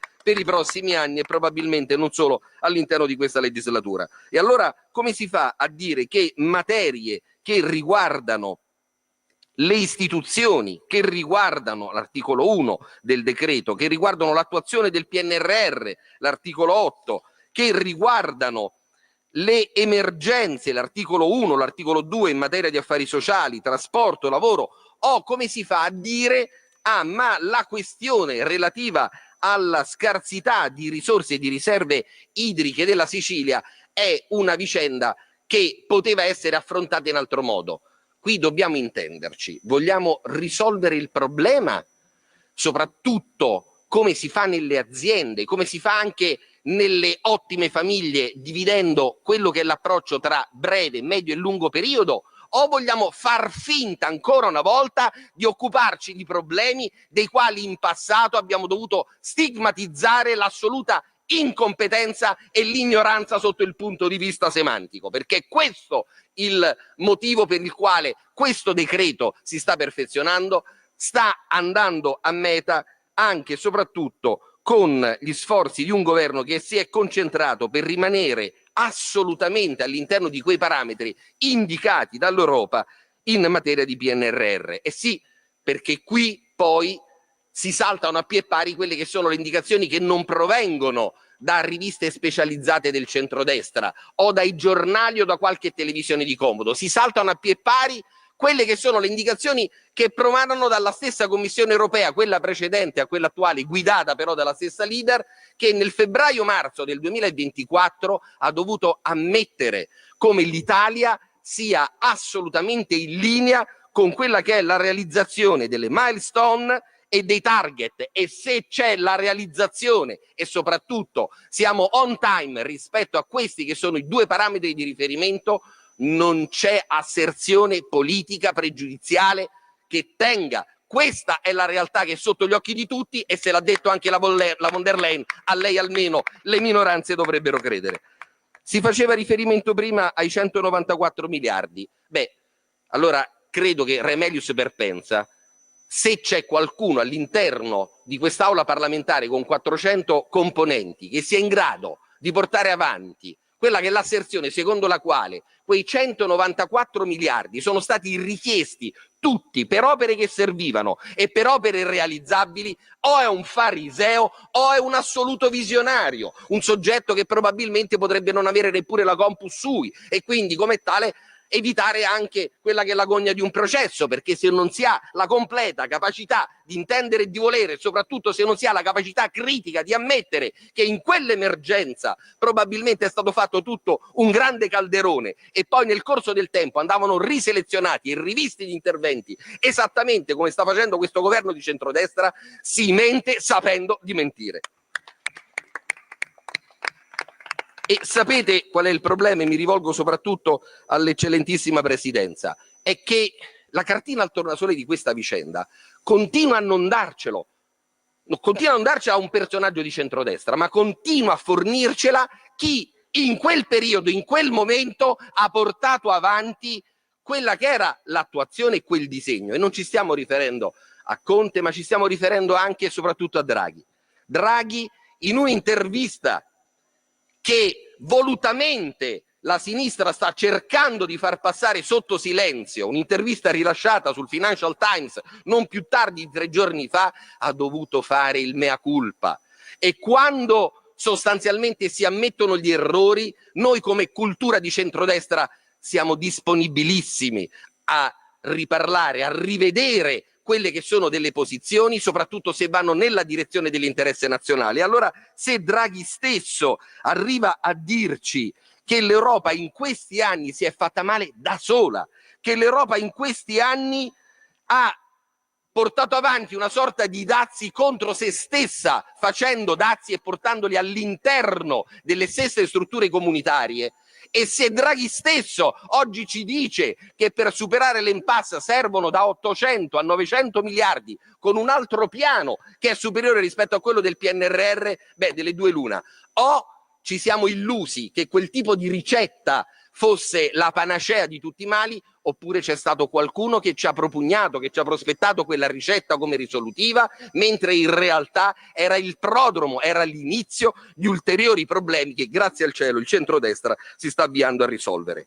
Non solo, ma lo stesso Draghi, e possiamo dire anche quelli che sono gli organismi di controllo dell'economia a livello internazionale, la scorsa settimana ho ribadito come dal 2000 2009 al 2024 gli Stati Uniti hanno immesso risorse nell'economia, non drogandola, ma aiutandola sotto il punto di vista keynesiano, per ben 14.000 miliardi. L'Europa nello stesso periodo, al netto, anzi all'ordo di quello che è avvenuto anche per il PNRR, ha immesso risorse per 2.500 miliardi. Ma come possiamo competere se ancora una volta non ci si rende conto che le nostre imprese, le nostre famiglie hanno bisogno di risorse, ma risorse che vengano prodotte in termini positivi, non risorse per le quali poi pagherà Pantalone o non si sa chi andrà a estinguere l'obbligazione. Certo, non ci vengano a parlare oggi di New Generation e soprattutto non ci vengano a parlare alcuni che sono i diretti responsabili del disastro dell'utilizzo delle risorse per quanto riguarda la transizione ecologica, perché sulla vicenda relativa al bonus 110 sono state portate avanti qualche cosa come 6 manovre finanziarie che sono state bruciate per appena il 2% della popolazione attiva, disinteressandosi abbondantemente dell'altro 98% dei contribuenti, che hanno fatto sì che a quel disegno probabilmente si dovesse dare poi seguito da parte di questo governo, che ha cercato in ogni modo di mantenere gli impegni presi anche dagli altri. E andiamo a terminare, quindi, signor Presidente, non vogliamo più sentir parlare di investimenti a vanvera a vuoto sulla vicenda dell'Albania, perché la deterrenza è un fenomeno che, per chi non lo conosce, andrebbe anche studiato prima di affrontarlo, perché quella deterrenza sta evitando che migliaia di persone continuino ad attraversare i mari nell'illusione di una tutela che probabilmente non può essere oggettivamente attivata. Ecco perché quando si fa riferimento a quelli che sono i provvedimenti del governo, o li si esaminano a 360 gradi oppure a spot, alla fine ne viene fuori un quadro sicuramente distorto e distorsivo. Ecco perché la Lega voterà in modo convinto la fiducia verso questo governo, perché riteniamo che continuare a presidiare la democrazia all'interno di questa legislatura con la forza della Lega, con la forza del centrodestra, significhi dare la fiducia all'italianità. Grazie onorevole. Ha chiesto di intervenire il deputato. Qui Parlamento. Eccoci di nuovo in diretta Radio Libertà. Allora, che arrivano ancora, ma chi è che manda queste perle di saggezza? Beh, intanto Massimo Trovisi, che, cade di genetria tra alcuni giorni e ho già preparato annunciazione, tu Marie, la smorfia. E allora, non si firma questo Antonio, non si può piacere a tutti, ma si vive benissimo lo stesso, saggissimo. Con me chi si mena a distacco raccoglie silenzio, questa sarebbe una bella dimostrazione di forza per quanto mi riguarda. Chi non ti considera merita di perderti, e questa è un po' malinconica. Grazie Antonio. Anche sono frasi accompagnate a immagini, l'ultima è bellissima perché c'è una rosa rossa e, come diceva Renoir, la vita è un mazzo di fiori rossi. Andiamo a qualche aggiornamento, poi ancora un contributo musicale e dopo ritorniamo con Segui la Lega. Allora, non ci sono nomi. Vediamo con cosa apre Dagospia. Giorgia Meloni non aveva alcuna voglia di volare a Parigi al vertice organizzato da Macron per l'Ucraina, e si vedeva, ma ha dovuto abbozzare. C'è una foto. Mamma che espressiva che... forse anche questo è il segreto dei tanti voti che prende, perché sembra veramente trasparente. Il toy boy dell'Eliseo ha apparecchiato un tavolo con tutti i principali leader europei, più britannico Starmer primo contributore di Kiev dopo gli USA, e la Ducetta non poteva disertare. A convincere è stato anche il pressing della Fiamma Magica, che le ha fatto notare che non presenziare l'avrebbe isolata completamente, meglio partecipare e marcare la propria distanza, agendo come disturbatrice trumpiana, e così è stato. Il piano di Trump è riavvicinare Putin all'orbita euroatlantica per lasciare solo Xi Jinping, la Cina. Allora, musica per voi, come è previsto anche era previsto all'interno del che giorno è, ma continuiamo con questo tipo di offerta e poi chiuderemo questa finestra con Segui la Lega.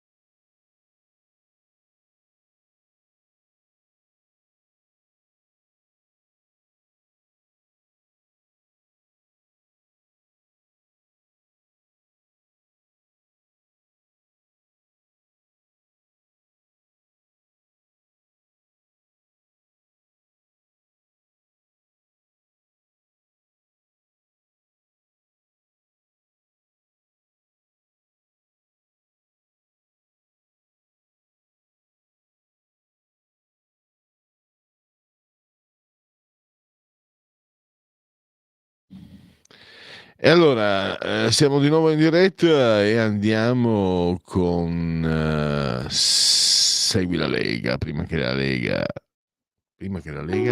Segui la Lega è una trasmissione realizzata in convenzione con la Lega per Salvini Premier.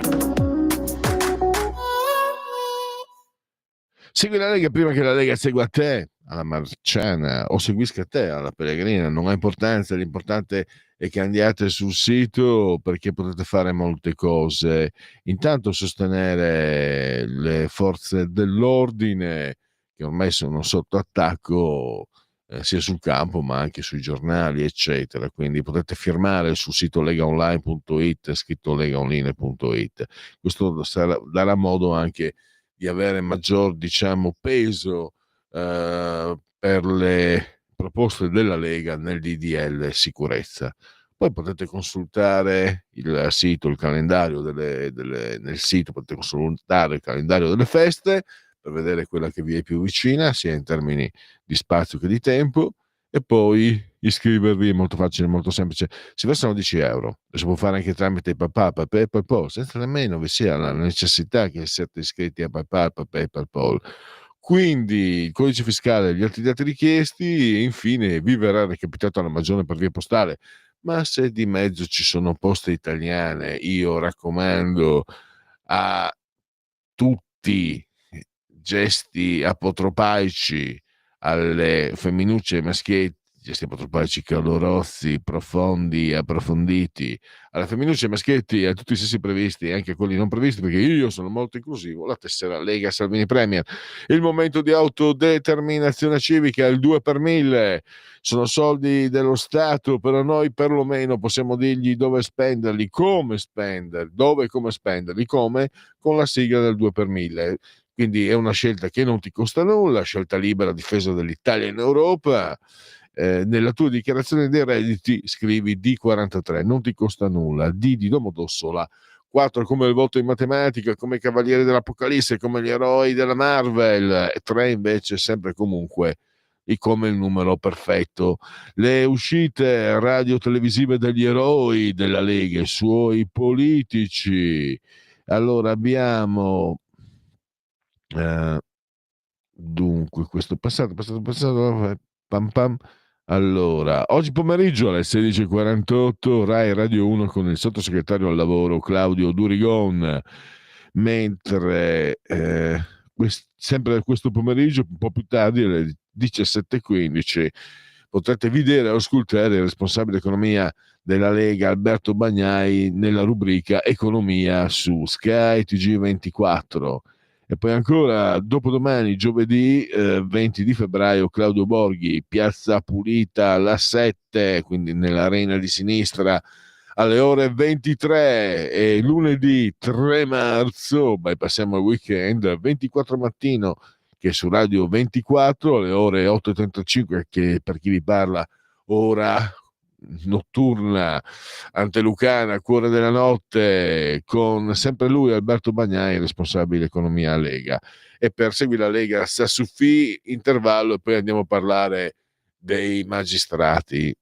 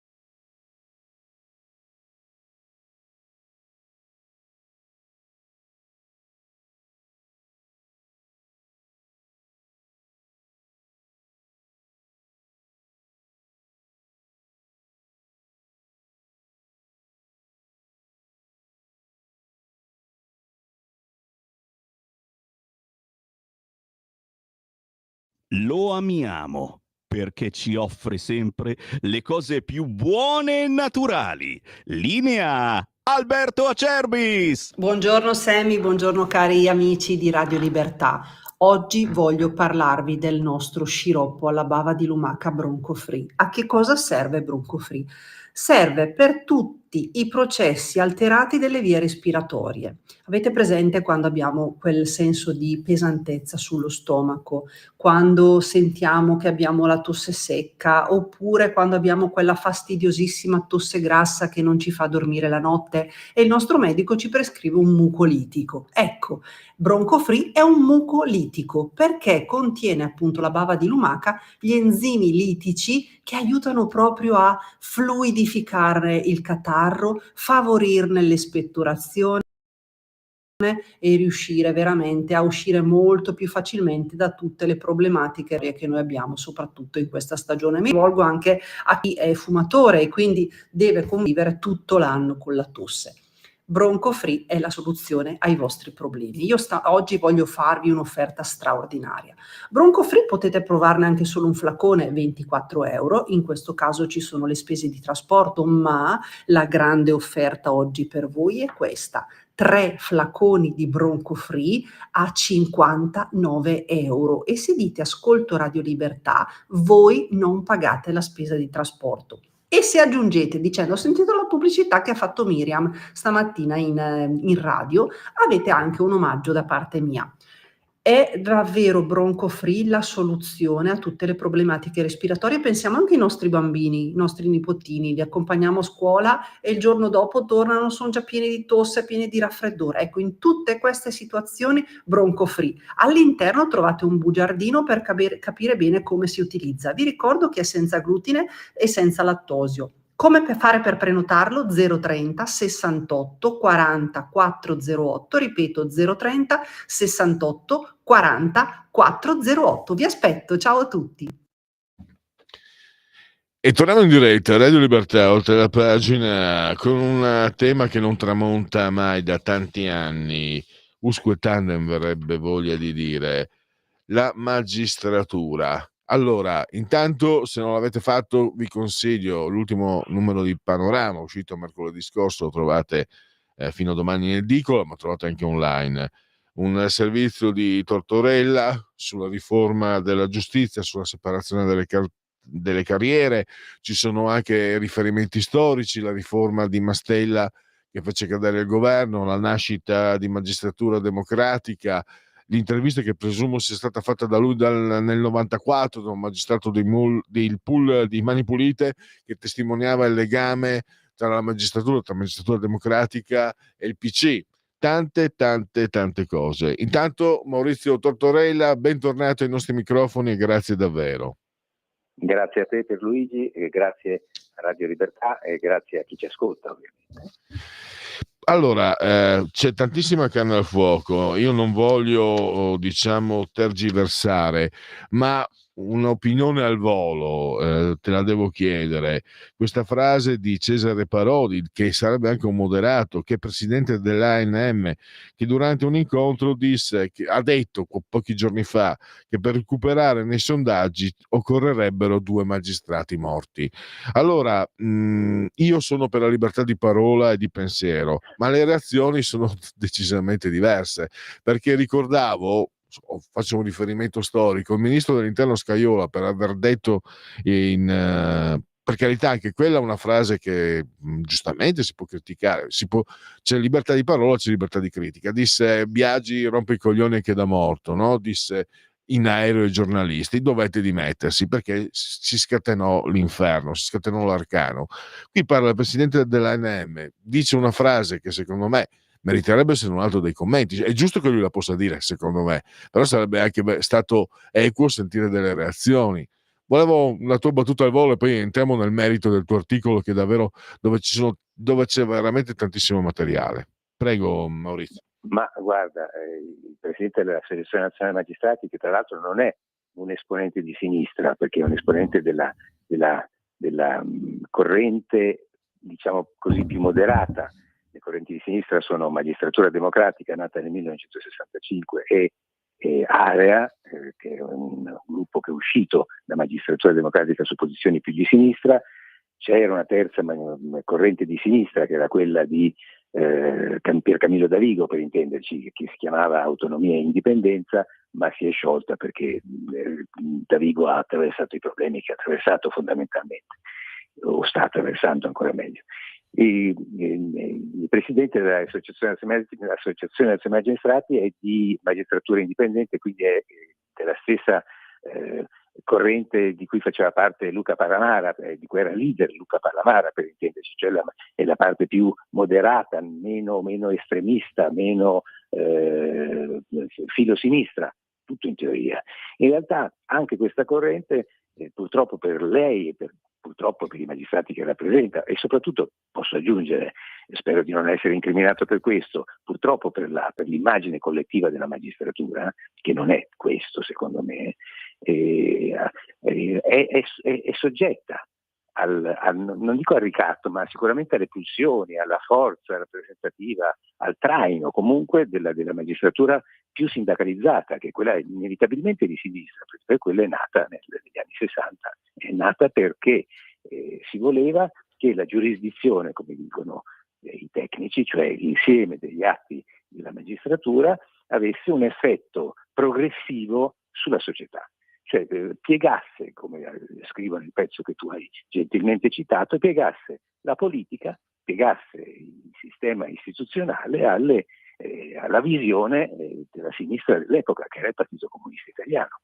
E tu hai ricordato quell'intervista, ma resto sul Presidente dell'Associazione Nazionale Magistrati e sulla sua idea che con 2 morti forse si potrebbe recuperare un po' di consenso. Il consenso e il rispetto e l'opinione pubblica, la valutazione dell'opinione pubblica sulla magistratura oggi credo sia bassa. Non ho sondaggi sotto mano, ma mi dicono dal 30 al 40%.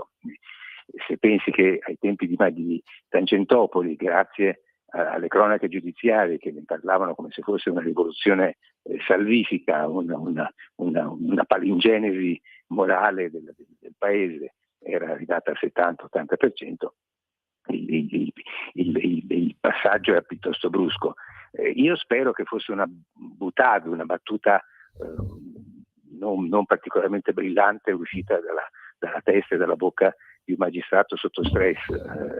No, ma Maurizio, ti interrompo. Devo dire che lui stesso, mentre lo diceva, ha detto: mi rendo conto che è una frase tremenda. Io non entravo, guarda, la reazione che dimostra come il giornalismo, cioè una parte, quello del giornalismo, quello che con una frase che non sopporto più, mainstream, insopportabile, sì. Però non me ne vengono altre. Cioè, avesse detto qualcuna, non so, faccio per dire, se un leader politico di centrodestra avesse detto avrei bisogno di 2 militanti uccisi per recuperare i voti, magari in privato, comunque durante un convegno o un incontro in privato, si sarebbero aperte e spalancate le porte dell'inferno. Qui è passato in cavalleria, in corpo di guardia, come diceva mio papà. Ma guarda, io su Twitter o X, come preferite chiamarlo, quando ho saputo di questa frase, ho detto che ormai la magistratura non ha più un problema di immagine e di identità, ma un problema psicologico.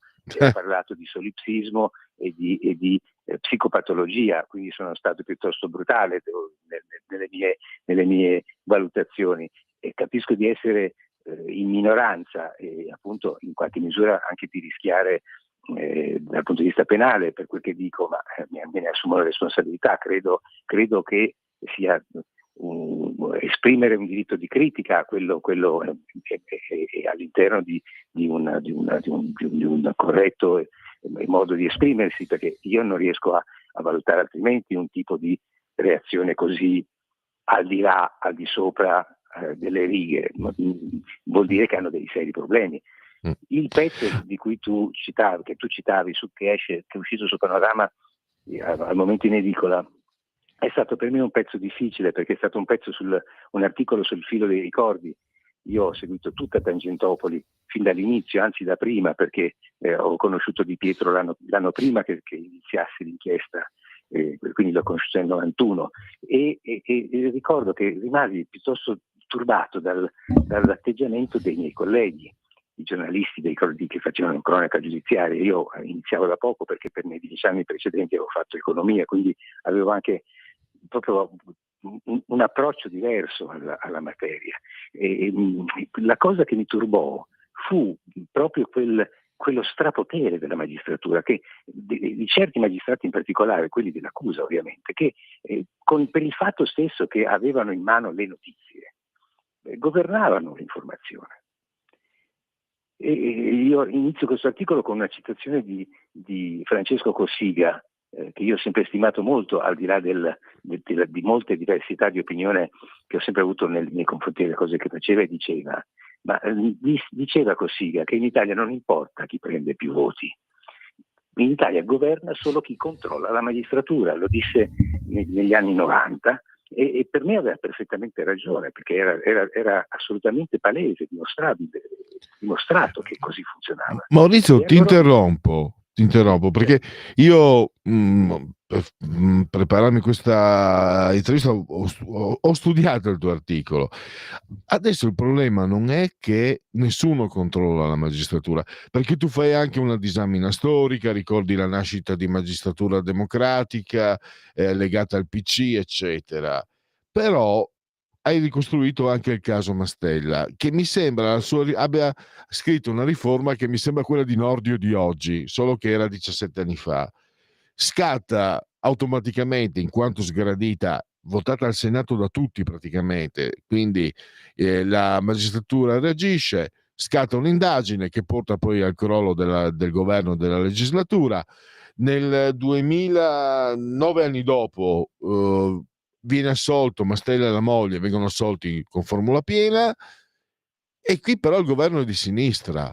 Quindi l'assunto, che originariamente è assolutamente storico, reale, di una magistratura di sinistra, qui comincia a venir meno. Io mi sono fatto questa idea, Maurizio, non che i legami vengano cancellati, vedi certi che sono insomma sono usciti dal centro sociale, perché nei centri sociali non ci sono i poveri, ci sono i figli dei ricchi, e viva i ricchi. E comunque parlo con invidia perché non sono ricco, ma no, quello che voglio dire è che è sempre più autoreferenziale, è diventato nella debolezza dei poteri, soprattutto quello politico e anche, devo dire, quello giornalistico, è diventato un potere autoreferenziale, impunito, che vuole l'immunità, che pretende di non essere mai criticato. Loro possono insultare i politici, se qualcuno invece se un politico dice qualcosa, li critica, scattano le indagini, scattano le reazioni. Qui siamo oltre ormai, credo io, la toga rossa, però lo chiedo a te che appunto in materia hai studiato, hai riflettuto e analizzato. Cosa ne pensi? Ma guarda, sicuramente c'è una fortissima componente corporativa e di difesa degli interessi dell'ordine giudiziario, che in certi casi sicuramente prevarica e prevale sull'appartenenza ideologica. Stiamo parlando tanto di una minoranza di magistrati. Io sono convinto che non tutti i magistrati siano ideologizzati, credo che in maggioranza facciano il loro lavoro abbastanza con attenzione e senza curarsi di chi hanno di fronte per motivi appunto ideologici o di appartenenza politica. Quindi diamo per scontata questa valutazione preventiva.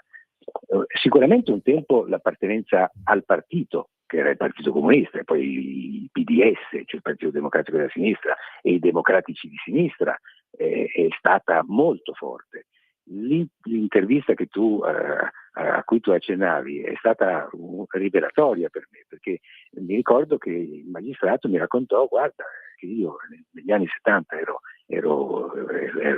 in Toscana, mi laureai in giurisprudenza, andai in federazione perché ero iscritto al partito e non era ancora magistrato, e disse: guarda, andò dal segretario provinciale, gli disse: compagno, io mi sono appena laureato in giurisprudenza, vorrei fare l'avvocato, cosa ne dici? E il compagno segretario disse: no compagno, tu non farai l'avvocato, tu farai il magistrato, perché adesso di avvocati ne abbiamo fin troppi noi del Partito Comunista, sottinteso, e adesso ci servono i magistrati.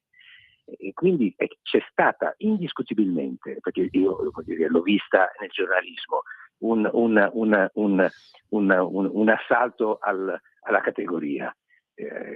C'era stato nella cultura, c'era stato nelle scuole, allo stesso modo ci fu nel giornalismo e nella magistratura. Era un meccanismo che rispondeva alla logica dell'egemonia culturale prospettata da Antonio Gramsci, tra l'altro, quindi era abbastanza evidente, dichiarato e manifesto. Poi è vero che le cose sono cambiate, non ci sono più i partiti di un tempo, la sinistra si è cambiata, sì, ci sono ancora i post-comunisti, ci sono gli eredi del Partito Comunista Italiano all'interno del Partito Democratico, non hanno mai fatto una biura del loro credo, se non in pochissimi casi, ed è vero che, appunto, come lo racconto nell'articolo, poi la stessa aggressività la magistratura l'ha manifestata anche nei confronti di un governo o di più governi di sinistra che in qualche misura cercavano di rimettere in ordine, rimettere a posto il sistema dopo che per esempio Maurizio, era abolita. Sì? Se posso aggiungere allora un'altra osservazione, adesso è il PD che segue la magistratura, casomai. Sì, ma guarda, è sicuramente così, però c'è sempre un gioco di rimbalzi e di rimpalli, perché se tu pensi a cosa è successo a Toti in Liguria, se pensi a che cosa continua a succedere, cosa è successo a Berlusconi, e che continua a succedere anche da morto a Berlusconi, perché Berlusconi, malgrado non sia ovviamente imputabile in quanto defunto, a Firenze è di fatto sotto inchiesta per le stragi mafiose, che è una cosa che non sta in cielo di terra dal mio sommesso punto di vista, e sempre esprimendo il diritto di critica che spero venga tutelato. Però è chiaro che una magistratura che ormai ha debordato, che ha ottenuto un potere incontrollato e incontrollabile, una irresponsabilità praticamente infinita, possa in qualche maniera liberarsi dal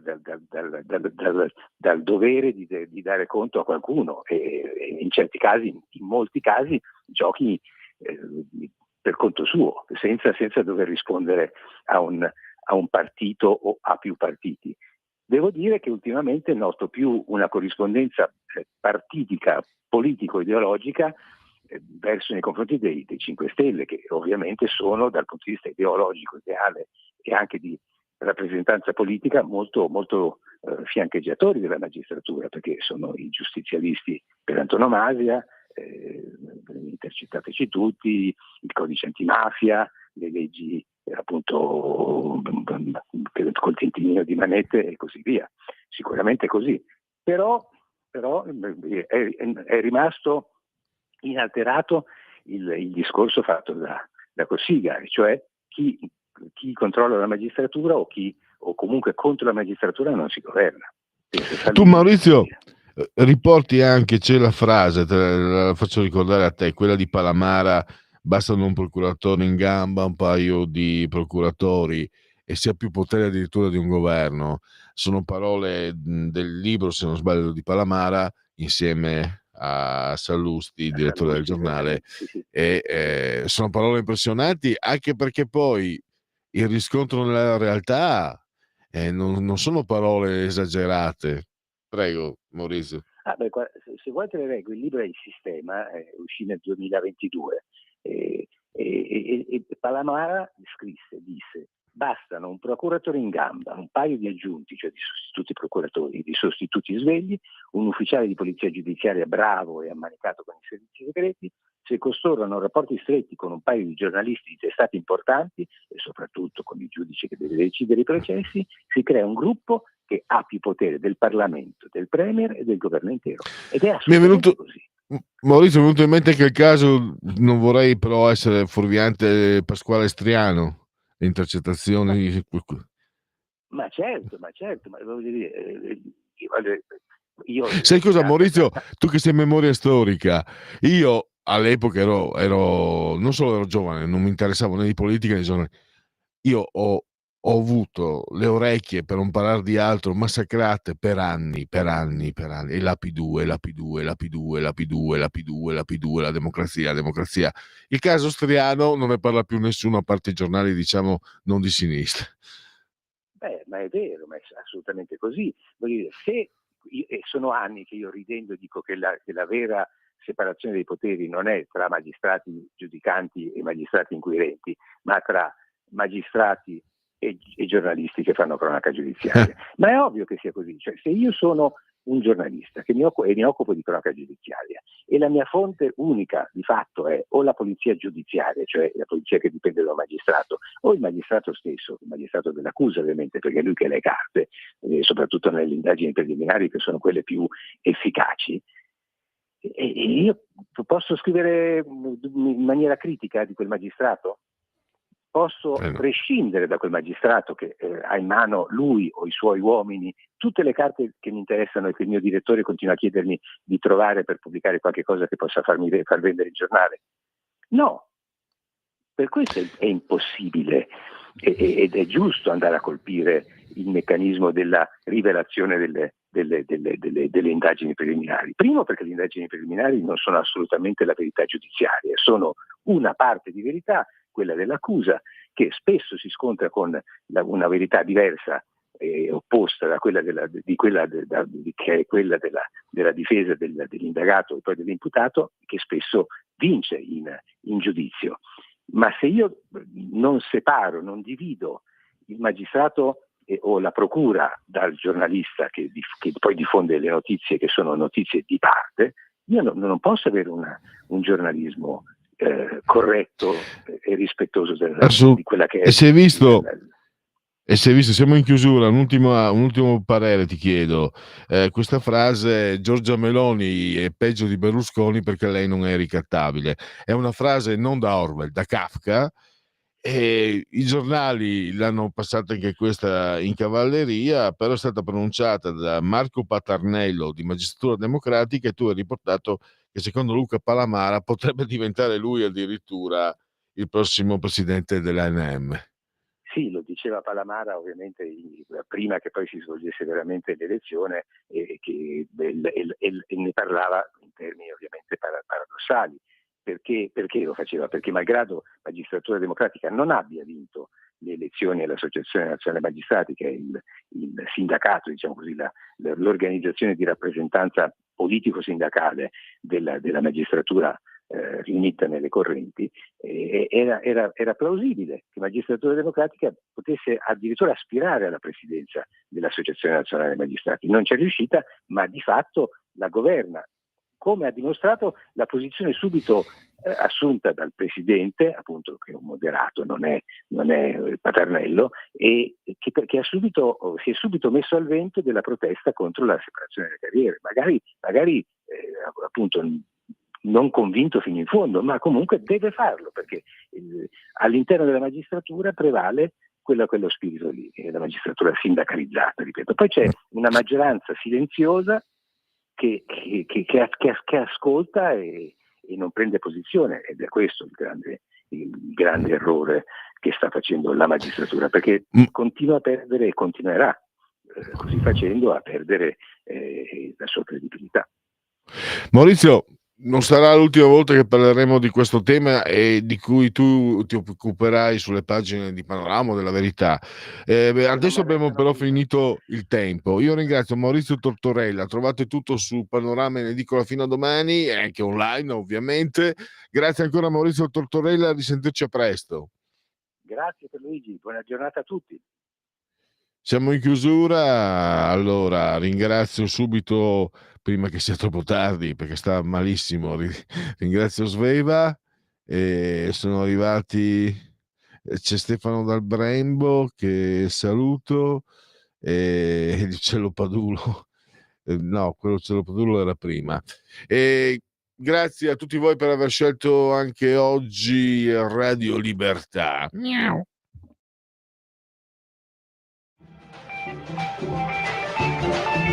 Avete ascoltato Oltre la pagina.